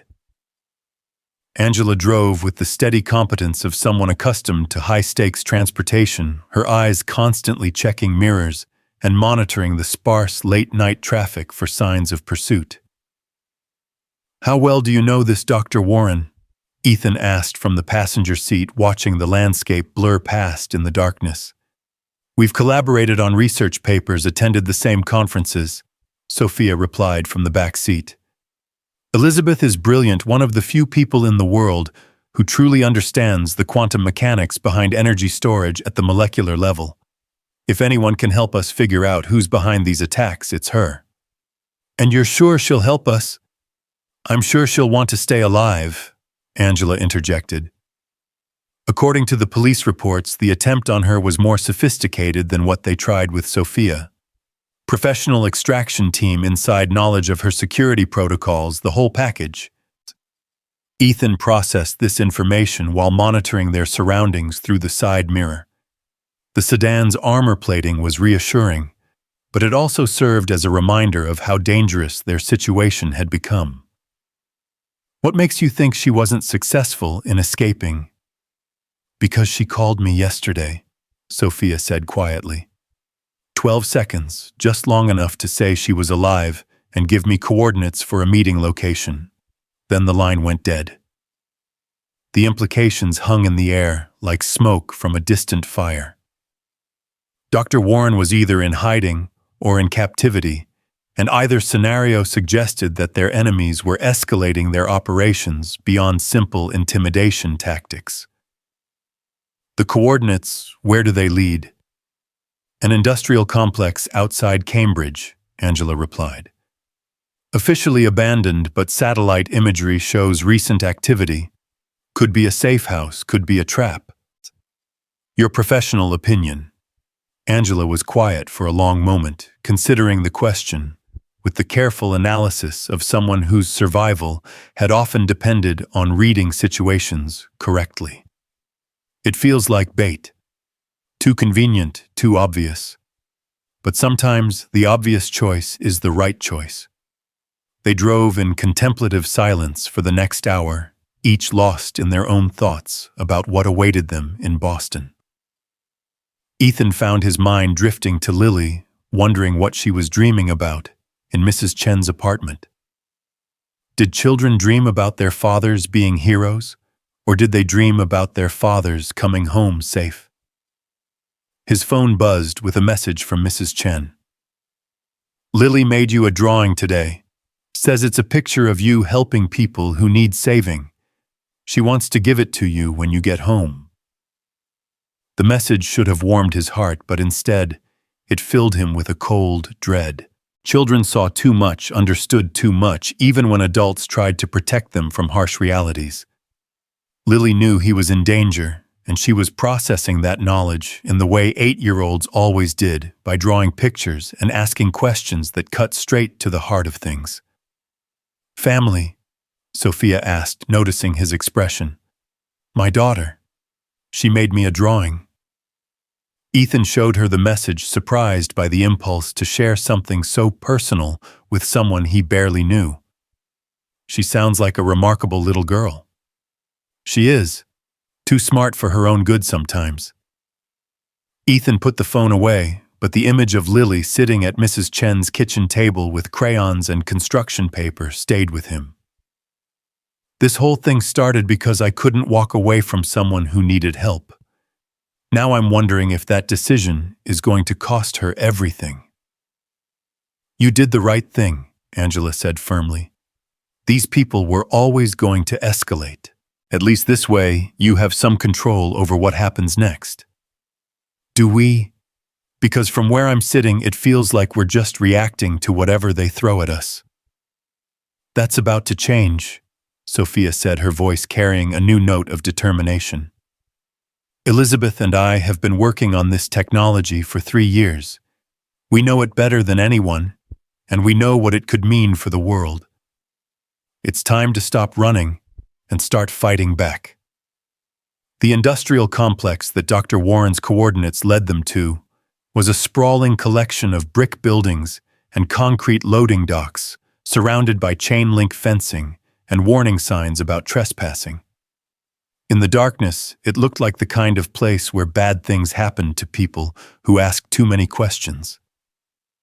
Angela parked the sedan in a position that offered multiple escape routes, then spent several minutes studying the complex through military-grade binoculars. "Movement in Building 3, second floor. Could be Dr. Warren, could be hostiles waiting for us to show up. Heat signatures. At least 4 people, maybe more. Hard to tell from this distance." Angela lowered the binoculars and looked at her companions. "We could wait for daylight, try to get a better read on the situation. Or we could acknowledge that waiting just gives them more time to prepare whatever reception they have planned," Ethan countered. "If Dr. Warren is in there, she's been waiting for help for over a day. If it's a trap, they already know we're coming." Sophia checked her phone for any additional messages from Dr. Warren, but the screen remained blank. "She wouldn't have given us these coordinates unless she thought it was safe." Elizabeth is too smart to lead us into an obvious ambush. Unless someone's forcing her to, Angela pointed out grimly. The tactical situation was a classic dilemma: insufficient intelligence, multiple possible scenarios, and time pressure that prevented adequate reconnaissance. Ethan had faced similar decisions in Afghanistan, where waiting for perfect information often meant missing opportunities entirely. We go in, Chung, he decided, but we go in smart. Overwatch position, multiple entry points, and a hard time limit. If we don't make contact with Dr. Warren in 30 minutes, we extract regardless of what we've found. Angela nodded approvingly. Spoken like someone who's done this before. They spent the next 20 minutes planning their approach, using the sedan's tactical equipment to map the complex and identify potential threats. The building Dr. Warren had indicated was accessible through 3 different entry points, each offering different advantages and risks. I'll take the main entrance, Ethan said. Most direct route, but also the most obvious. Angela, can you cover the service entrance on the east side? What about me? Sophia asked. You stay with the car engine running, ready to extract us if things go sideways. Ethan saw her start to protest and held up a hand. This isn't about your courage, it's about keeping our most valuable asset alive long enough to matter. The technology is what's valuable, not me personally. Right now, you're the only person who fully understands the technology, Angela pointed out.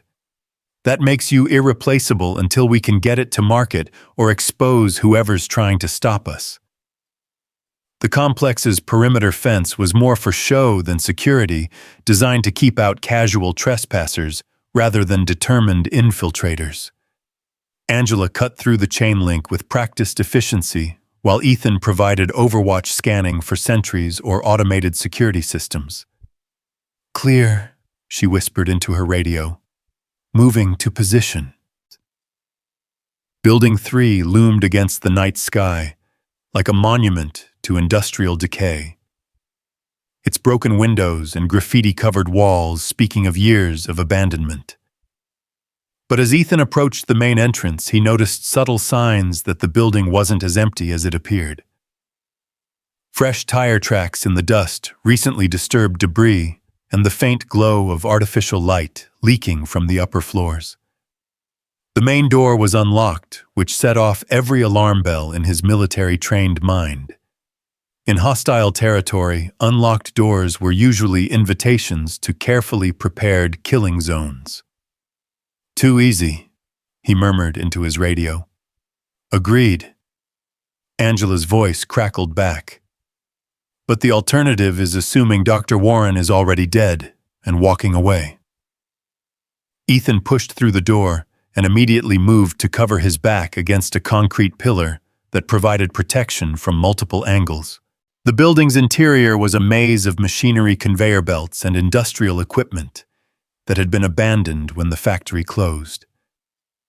Perfect terrain for ambushes, but also for concealment. Movement second floor, Angela reported. Single individual moving toward the northeast corner. Dr. Warren, can't tell from here, but whoever it is, they're not trying to hide. Ethan began working his way through the ground floor, using the industrial equipment for cover, while maintaining sight lines to potential threat positions. The building had the particular silence of abandoned places, broken only by the distant sound of settling metal and his own carefully controlled breathing. The stairwell to the second floor was exposed and tactically dangerous, offering no cover and limited escape routes. But it was also the most direct path to wherever Dr. Warren might be waiting, and time was becoming a critical factor. Going up, he whispered into the radio. Copy. I'm moving to the east stairwell, will parallel your ascent. The second floor was laid out like an office complex with cubicles and conference rooms that had been stripped of everything valuable years ago. But in the northeast corner, light spilled from beneath a closed door, and Ethan could hear the faint sound of conversation. He approached the door with weapon drawn, though he hoped desperately that he wouldn't need to use it. Outside, Sophia was waiting in the car, probably checking her phone every few seconds for updates. Back in Brooklyn, Lily was sleeping peacefully, trusting that her father would come home safely. "Dr. Warren," he called softly through the door. The conversation inside stopped abruptly. After a moment, a woman's voice responded, "Who's asking?" "Ethan Cross. I'm here with Sophia Lane." "Prove it." The challenge was fair. Anyone could have overheard their conversation or intercepted their communications. Ethan thought quickly about information that only Sophia would have shared with her research partner. "Sophia said you called her yesterday. 12 seconds coordinates for this location, then the line went dead. She's been worried about your molecular crystalline matrix research." The door opened to reveal a woman in her 50s with steel-gray hair and intelligent eyes that held the same haunted quality Ethan had seen in Sophia's face. Dr. Elizabeth Warren looked like someone who'd been running on adrenaline and caffeine for days. "Where is Sophia?" "Safe. Outside with our security specialist." Ethan holstered his weapon, noting that Dr. Warren wasn't alone in the room. 2 other people sat at a makeshift table covered with technical documents and laptop computers. "Dr. Warren, we need to get you out of here. The people who tried to take you, they're still looking." "I know. That's why we're here." She gestured to her companions, both younger scientists, who looked like they'd been through their own version of the past few days' events. "Meet Dr. James Kim from Stanford and Dr. Sarah Rodriguez from Caltech. They've been working on similar energy storage research, and they've all had attempts made on their lives in the past week." The scope of the conspiracy was suddenly much clearer. This wasn't just about Sophia's technology, it was about suppressing an entire field of research that threatened to revolutionize global energy markets. "How many others?" Ethan asked. "We've identified at least 8 researchers who've been targeted," Dr. Kim replied. "Some successfully kidnapped, some killed in apparent accidents, others forced into hiding like us. Someone's conducting a systematic campaign to eliminate everyone working on advanced energy storage," Dr. Rodriguez added. "The question is, who has the resources and motivation to mount an operation this extensive?" Angela's voice crackled through Ethan's radio. "We've got company, multiple vehicles approaching the complex, moving with tactical coordination." "Time to go," Ethan announced. "Can you travel?" "We've been ready for days," Dr. Warren replied, already gathering documents and shutting down computers. "Everything we need is portable." The evacuation proceeded with military efficiency, but even as they moved through the building toward the extraction point, Ethan could hear the sound of vehicles surrounding the complex. Whoever had found them was deploying enough personnel to seal off all escape routes. "South exit." Angela's voice was tight with tension. "It's our only option, but they'll be covering it soon." They reached the ground floor just as floodlights illuminated the building's exterior, turning night into harsh, artificial day. Through the windows, Ethan could see figures in tactical gear setting up a perimeter around the complex. "Professional military contractors, Dr. Warren observed with surprising calm. "Same equipment and tactics they used when they tried to take me at MIT. "How many teams are we looking at?" Dr. Kim asked. "At least 3, Angela replied over the radio. "Maybe more. They're not taking any chances this time." The south exit led to a loading dock that offered some concealment, but beyond it lay open ground that would leave them exposed to multiple firing positions. Getting to the car would require crossing approximately 100 meters of terrain that offered no cover. "Suppressing fire," Ethan said into his radio. "Can you provide distraction from your position?" "Negative. I'm pinned down by overwatch positions on the east side." The tactical situation was deteriorating rapidly, and Ethan found himself falling back on lessons learned in some of the worst fighting in Afghanistan. When you couldn't go around an obstacle, sometimes you had to go through it. Stay close, stay low, and follow my lead, he told the three scientists. When I say move, you run for the car and don't stop for anything. What about you? Dr. Warren asked. I'll make sure you have a clear path.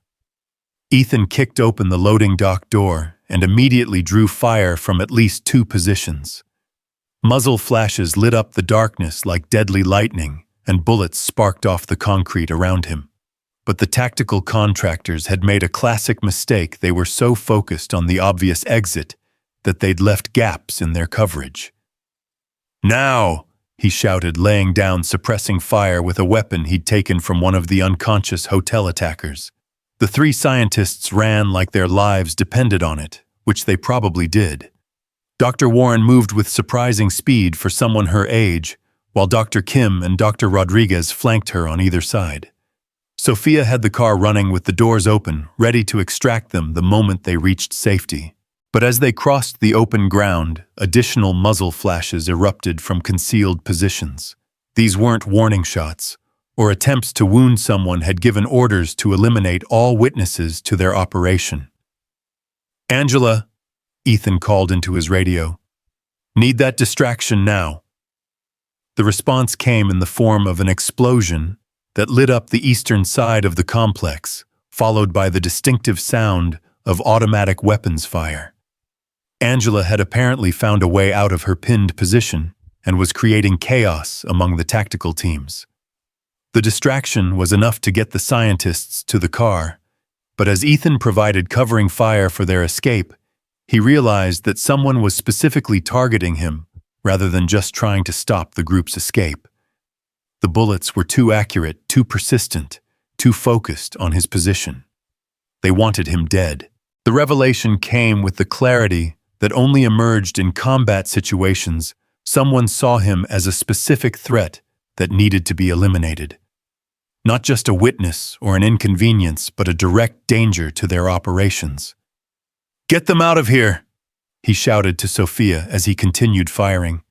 "Don't wait for me." "Like hell," Angela's voice crackled through the radio. 30 seconds, then we all extract together. But 30 seconds felt like 30 minutes when professional killers were systematically eliminating your cover options. Ethan found himself trapped behind a concrete barrier that was steadily being chipped away by accurate rifle fire. That's when Dr. Warren made a decision that surprised everyone. Instead of getting in the car as ordered, she grabbed something from her bag and ran back toward the building. Not toward Ethan's position, but toward a different section of the loading dock where industrial equipment was still stored. "Elizabeth, what are you doing?" Sophia screamed from the car. "Buying us time," Dr. Warren shouted back, working frantically with whatever device she'd retrieved from her bag. The explosion that followed wasn't large, but it was precisely placed. Dr. Warren had somehow rigged an improvised explosive that brought down a section of the building's facade, creating a wall of debris between the tactical teams and their targets. "Move, move, move!" Ethan called, using the confusion to break from his position and sprint toward the car. They made it out of the complex with bullets still flying behind them, Angela driving like a professional rally racer, while everyone else tried to process what had just happened. Dr. Warren sat in the back seat with a satisfied expression, as if bringing down buildings was just another aspect of advanced scientific research. "Plastique explosive," she explained when she saw their questioning looks. "Industrial grade, readily available if you know where to look. Physics teaches you a lot about how things fall down." "Remind me never to get on your bad side," Angela said with grudging admiration. As they put distance between themselves and the industrial complex, Ethan tried to make sense of what they'd learned and what it meant for their situation. The conspiracy was larger than any of them had imagined, involving coordinated attacks on researchers across multiple institutions and geographic locations. "We need to go public," Dr. Rodriguez said from the crowded back seat. "The only way to stop this is to make the technology so widely known that killing us becomes pointless. Agreed, Dr. Kim added. But we need a platform that can't be suppressed or controlled.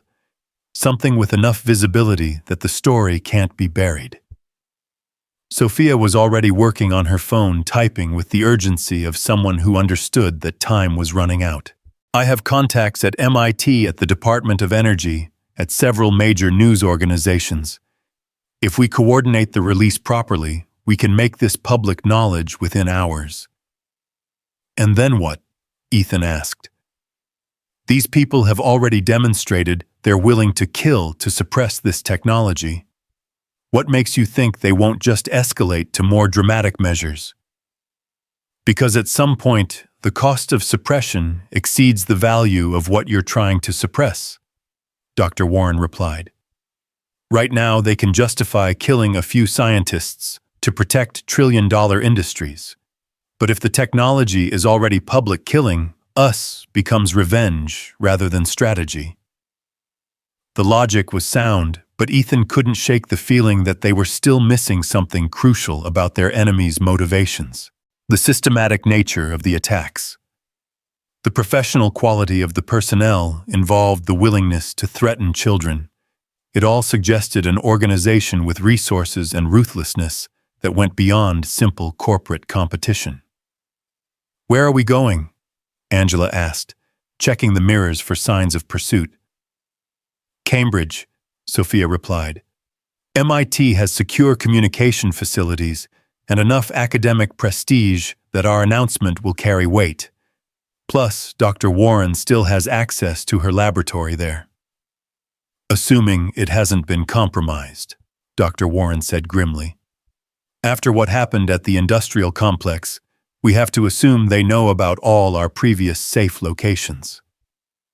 The drive to Cambridge passed in tense silence, everyone lost in their own thoughts about what lay ahead. Ethan found himself thinking about Lily again, wondering if she was having nightmares about her father not coming home. Children were remarkably resilient, but they also absorbed more stress than adults realized. His phone buzzed with another message from Mrs. Chen. Lily woke up asking about you. I told her you're still helping your friend, but that you'll be home soon. She wanted me to tell you she's being very brave. The message broke something inside Ethan's chest. His 8-year-old daughter was being brave because she understood on some level that her father was in danger. She was processing that knowledge with the same matter-of-fact courage that had helped her survive her mother's death. I need to end this, he said quietly. We all do, Sophia replied. But ending it means taking risks that could make things worse before they get better. Your daughter, Dr. Warren asked, having overheard the phone conversation. 8 years old. She's with a neighbor, but she knows something's wrong. Ethan looked out at the dark landscape passing by the car windows. I joined the army to protect people, to make sure children could grow up safe. Now I'm risking my own child's safety to protect technology that could change the world. Children understand more than we give them credit for, Dr. Warren said gently. My granddaughter is about your daughter's age, and she once told me that sometimes adults have to do scary things so that kids don't have to be scared anymore. The wisdom of children, filtered through the perspective of someone who'd spent decades in academia, carried a weight that surprised Ethan. Maybe Lily did understand, on some level, that her father was fighting to make sure she could grow up in a world where innovative technology made things better rather than more dangerous. MIT's campus at night was a mixture of classical academic architecture and cutting-edge research facilities, connected by tree-lined paths that had been walked by some of the most brilliant minds in human history. Dr. Warren's laboratory was located in a building that looked more like a fortress than a research facility, with security systems that reflected the sensitive nature of the work conducted inside. This should be safe, she said as they approached the building's main entrance. Multiple layers of security, faculty ID required for access, and graduate students working at all hours. Hard to mount a covert operation here without attracting attention. But as they reached the entrance, Angela held up a hand for silence. Something's wrong. What? Too quiet. Even late at night, there should be more activity around a research building like this. Angela studied the surrounding area with practiced eyes. And the security cameras have been redirected away from the main entrance. The subtle wrongness of the situation became more apparent as they approached the building. Lights that should have been on were dark doors that should have been locked, stood slightly ajar, and the normal background sounds of a working research facility were absent. They got here first, Dr. Warren said with resignation. Probably hours ago. We should leave, Dr. Kim said nervously. Find another location, regroup somewhere safe. But Sophia was already moving toward the entrance, her expression determined. Everything we need to go public is in that laboratory. Research data, communication equipment, contacts in the media and government. If we walk away now, we're back to running and hiding. And if we go in there, we might be walking into a trap, Angela pointed out. Then we spring the trap on our terms instead of theirs, Ethan said, surprising himself with the decision. But we do it smart. Limited exposure, multiple escape routes, and a hard time limit. The next 30 minutes would determine whether they could expose the conspiracy threatening them, or whether they would become its latest victims. As they prepared to enter the darkened research facility, Ethan thought about Lily's drawing a picture of her father, helping people who needed saving. Maybe it was time to find out if he could live up to his daughter's image of him as a hero. But first, they had to survive what awaited them in the shadows of one of America's most prestigious academic institutions, where the future of energy technology hung in the balance between those who would protect it and those who would destroy it. The building's silence felt like a held breath, waiting to see who would emerge victorious from the confrontation that was about to unfold. The laboratory building's entrance yielded to Dr. Warren's faculty keycard, but the electronic beep that should have accompanied access was absent. Someone had disabled the building's security systems with surgical precision, leaving them to navigate through corridors that felt more like the arteries of a sleeping beast than the halls of academic research. Angela moved, point her weapon drawn, and her movements fluid with practiced caution. Behind her, Ethan shepherded the three scientists while maintaining rear security, every shadow and doorway a potential threat. The building's emergency lighting cast everything in sickly green hues that made familiar spaces feel alien and menacing. "Third floor," Dr. Warren whispered. "My lab has independent power systems and communication equipment that should still be functional." They climbed the stairwell in tactical formation, each landing offering new opportunities for ambush. But the building remained eerily silent, as if their enemies had simply vanished after neutralizing the security systems. "Too easy," Angela murmured as they reached the third floor. "Either they're very confident in whatever they have planned, or they want us to reach the laboratory." "Both possibilities lead to the same conclusion," Ethan replied. "We proceed, but we assume everything is compromised." Dr. Warren's laboratory was a testament to cutting-edge research filled with equipment that probably cost more than most people's houses. But someone had been there before them, not to destroy or steal, but to observe. Tiny surveillance devices had been placed with care, positioned to monitor every corner of the room. "They've been watching," Dr. Rodriguez observed, spotting one of the nearly invisible cameras. "For how long?" Dr. Kim asked. "Weeks, probably months," Angela replied systematically, locating and disabling the surveillance equipment. "Someone's been very interested in Dr. Warren's research progress."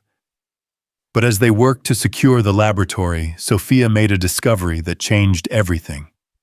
Hidden behind a false panel in Dr. Warren's desk was a device that looked like a small tablet computer, but its screen displayed information that made no sense in the context of academic research. Elizabeth, what is this? Dr. Warren looked at the device with an expression that mixed surprise and resignation. Insurance, she said quietly, or blackmail, depending on your perspective. The screen showed financial records, communication intercepts, and personnel files that painted a picture of the conspiracy they'd been fighting. But these weren't the random intelligence gathering that might be expected from corporate espionage. This was systematic documentation of a coordinated effort that reached into the highest levels of government and industry. You've been investigating them, Ethan realized, for months, ever since the first researcher disappeared. Dr. Warren took the device and began calling up files with practiced efficiency. I realized that our energy storage research wasn't just threatening to disrupt markets, it was threatening to destabilize entire geopolitical structures. The files revealed a web of connections that explained everything they'd experienced. Oil companies coordinating with defense contractors, foreign governments working with domestic political figures, environmental groups being manipulated by the same interests they thought they were fighting. It's not about stopping the technology, Sophia said, as she studied the information.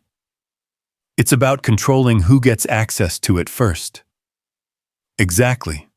Unlimited energy storage doesn't just change how we power our cars and homes, Dr. Warren explained.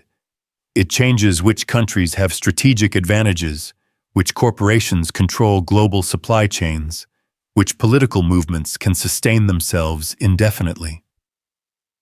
Angela had finished her security sweep and was now monitoring the building's approaches through the laboratory's windows.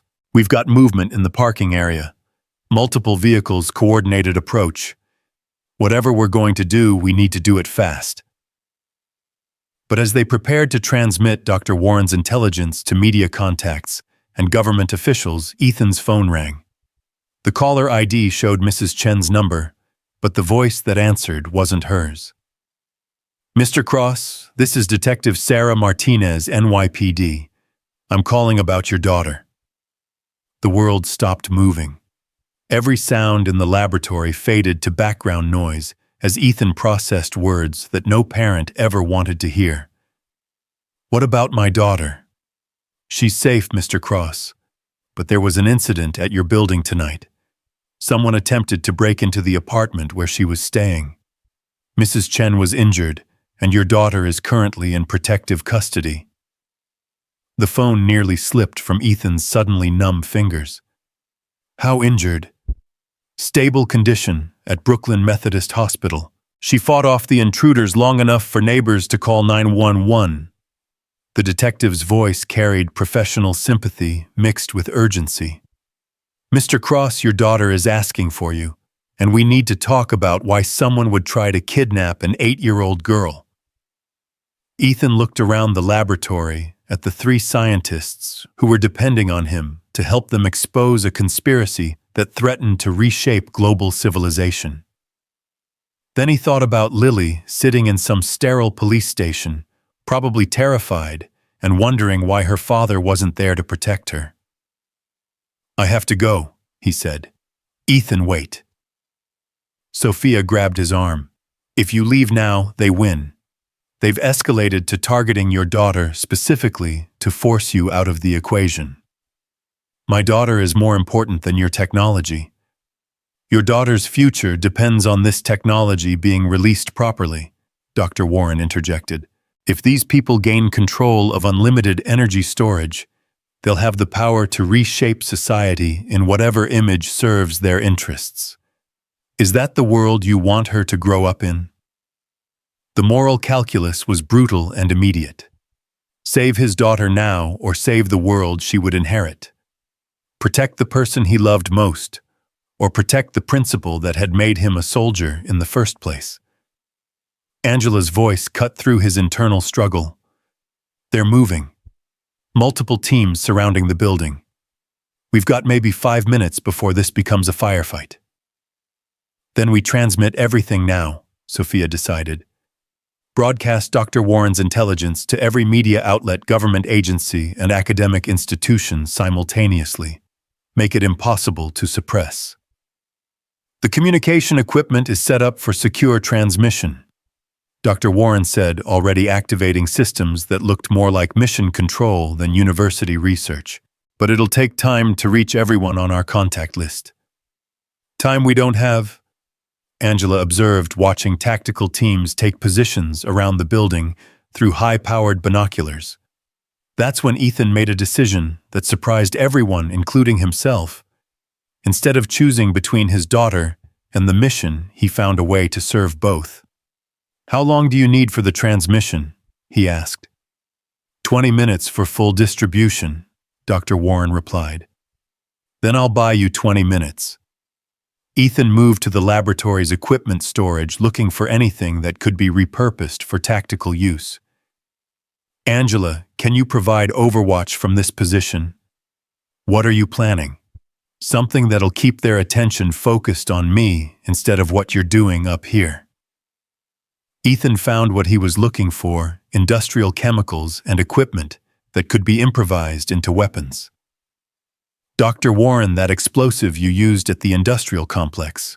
Can you make more?"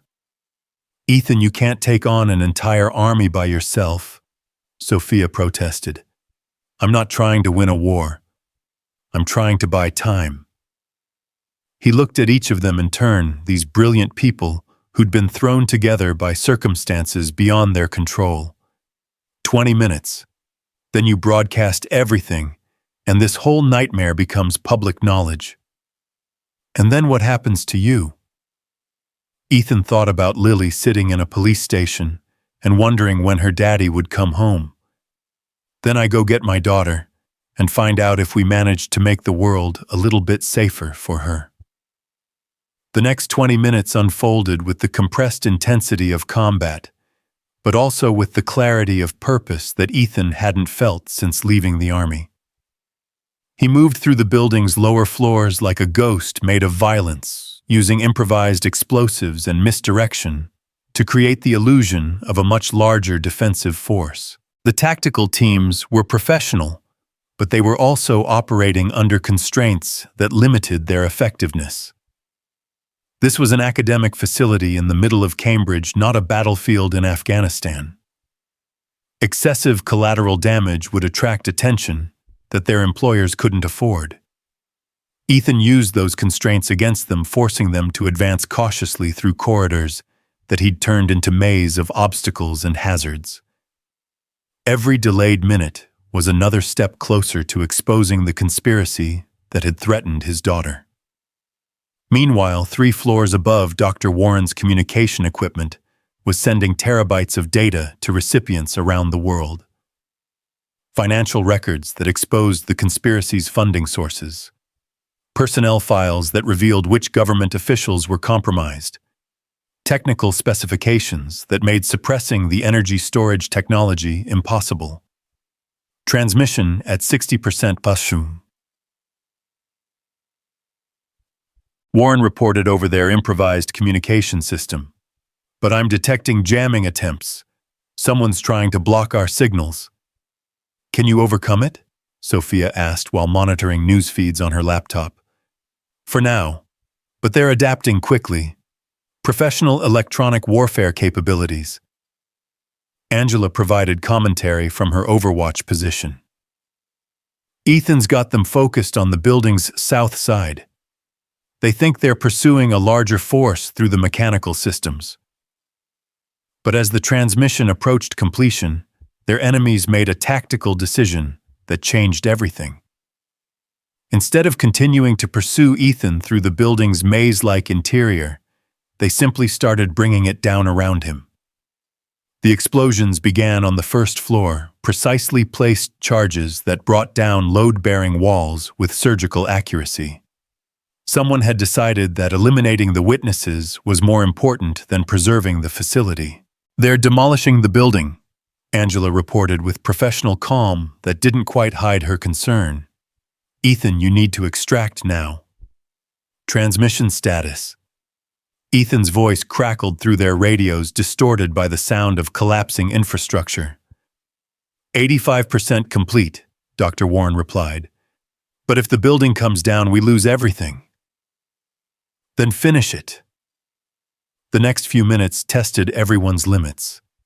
Ethan fought his way through corridors that were literally falling apart around him, while 3 floors above Dr. Warren's equipment transmitted the final pieces of evidence that would expose the conspiracy threatening them.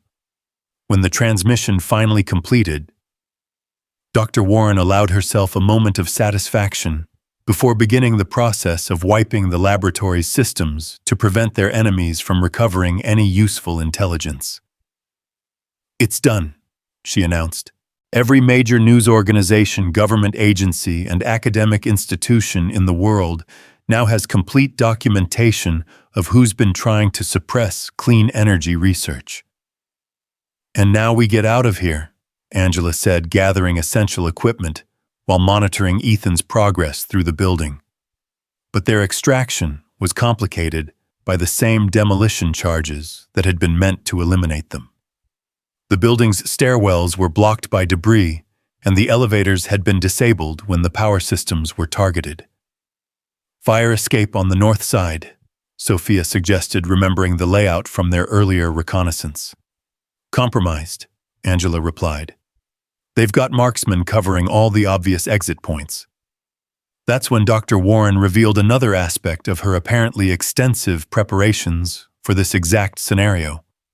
"Steam tunnels," she said, opening a maintenance access panel that most people would never have noticed. "They connect all the buildings on this part of campus. We can reach the river from here." The tunnels were hot, cramped, and filled with the kind of industrial machinery that could easily kill someone who didn't know what they were doing.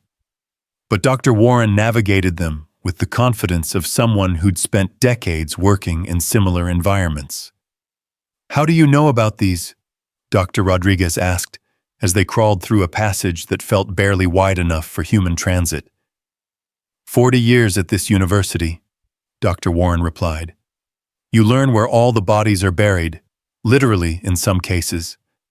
They emerged from the tunnel system near the Charles River, about half a mile from the laboratory building that was now partially collapsed and crawling with emergency responders.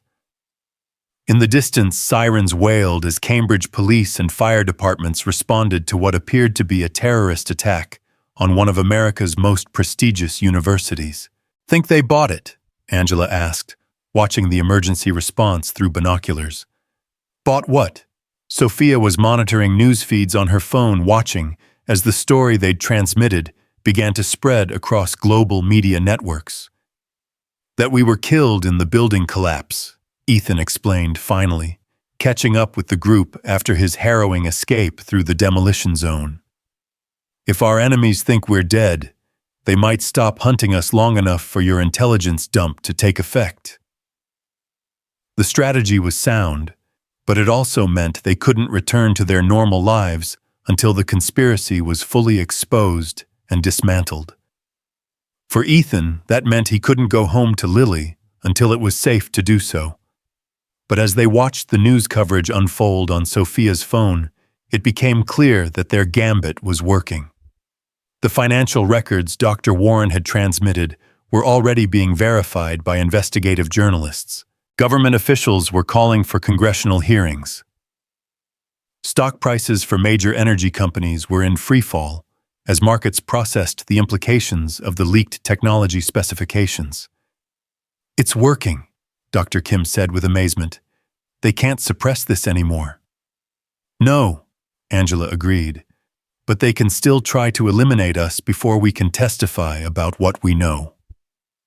The next 72 hours were a blur of safe houses, secure communications, and coordination with federal law enforcement agencies that were finally taking their situation seriously. The conspiracy Dr. Warren had documented reached into the highest levels of government and industry, requiring careful navigation to identify which officials could be trusted. But gradually, the picture became clear. The systematic attacks on energy researchers had been coordinated by a consortium of interests that included petroleum companies, defense contractors, and foreign governments, all working together to prevent technology that would fundamentally alter global power structures.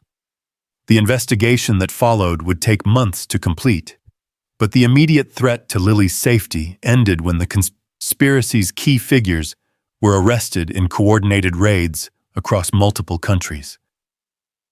The professional killers they'd hired were either captured or fled to jurisdictions that didn't cooperate with international law enforcement. When Ethan finally walked into the Brooklyn police station, where his daughter had been waiting, he found her sitting at a detective's desk, helping process paperwork with the serious concentration that she brought to all her activities. "Daddy?" She launched herself into his arms with the force of someone who'd been holding back tears for days. "Mrs. Chen is okay. The doctors said she's very tough and that she fought the bad men like a hero, just like you did," Ethan said, holding his daughter with the fierce protectiveness of someone who'd almost lost everything that mattered. "I'm so proud of how brave you were." "I knew you'd come back," Lily said, with the absolute certainty that only children possessed. "You promised you were helping people who needed saving, and I knew that was important work." 6 months later, Ethan stood in the kitchen of a house nestled in the foothills outside Denver, making breakfast while Lily practiced piano in the living room, and their new dog, a rescue German shepherd named Charlie, chased sunlight across the hardwood floors. The house was a gift from Sophia, part of the relocation assistance she'd promised, but it had become something more than just a safe place to live. It had become home. Sophia's company, Lane Dynamics, had gone public with their energy storage technology to global acclaim, but more importantly, they'd done so safely. The exposure of the conspiracy had made it impossible for the old energy interests to suppress the technology through violence, forcing them to compete in the marketplace instead. Dr. Warren had returned to MIT as something of a celebrity, using her newfound fame to advocate for open scientific research and international cooperation. Dr. Kim and Dr. Rodriguez had established a joint research program that was already producing the next generation of clean energy innovations. Angela had disappeared back into whatever shadow world intelligence professionals inhabited when they weren't saving scientists from international conspiracies. But she'd left behind a phone number and a promise to respond if they ever needed help again. "Daddy, someone's here," Lily called from the living room, where she'd spotted a familiar silver Tesla pulling into their driveway. Sophia emerged from the car carrying blueprints and wearing the kind of smile that suggested good news. She'd taken to visiting every few weeks ostensibly to discuss security matters, but really to check on the family that had risked everything to help her. "How's the future of energy storage?" Ethan asked as he opened the door. "Bright, literally." Sophia spread her blueprints across the kitchen table, revealing plans for a manufacturing facility that would bring her technology to market faster than anyone had thought possible. "We're going to change the world, Ethan. Cars that never need to be recharged, homes that can store solar power for months, entire communities that are completely independent of traditional power grids. And the people who tried to stop you, serving prison sentences or hiding in countries that don't have extradition treaties. Either way, they're not a threat anymore." Sophia looked around the kitchen, noting the signs of a family that was finally secure in their safety. "How's Lily adjusting to Colorado?" "She loves it. Already made friends at school, joined the junior astronomy club, and convinced me to adopt Charlie." Ethan gestured toward the living room, where his daughter was now reading to the dog from one of her science books. "She says she wants to be an engineer like you when she grows up." "Smart girl. She could probably teach me a few things about courage." As the afternoon wore on, they talked about the future, both the technological revolution that Sophia's work would bring, and the more personal question of what came next for a former soldier, who'd discovered that some battles were worth fighting, even when they weren't officially sanctioned by any government. "I've been thinking about your offer," Ethan said finally. Sophia had offered him the position of chief of security for Lane Dynamics, a role that would let him use his skills to protect innovation instead of destroying enemies. It was meaningful work with good pay, and it would allow him to be present for Lily's childhood in ways that his military service never had. And, "I accept, but I have conditions." "Name them." "Lily comes first. Always. If there's ever a conflict between what's good for the company and what's good for my daughter, she wins." "Agreed. What else?" "We make sure this technology really does make the world better. Not just more profitable, but actually better for people like Mrs. Chen and the teachers at Lily's school and all the families who are struggling to make ends meet." Sophia extended her hand with a smile that carried genuine warmth instead of just professional courtesy. "Mr. Cross, I think you're going to make an excellent head of security." That evening, after Sophia had returned to her hotel and Lily had gone to bed with Charlie sleeping on the floor beside her, Ethan sat on the front porch of their new home and watched the sun set over the Rocky Mountains. The view was spectacular, but what made it meaningful was the knowledge that his daughter was safe, that the world was becoming a little bit better through the work they'd done, and that tomorrow would bring new challenges that were worth facing.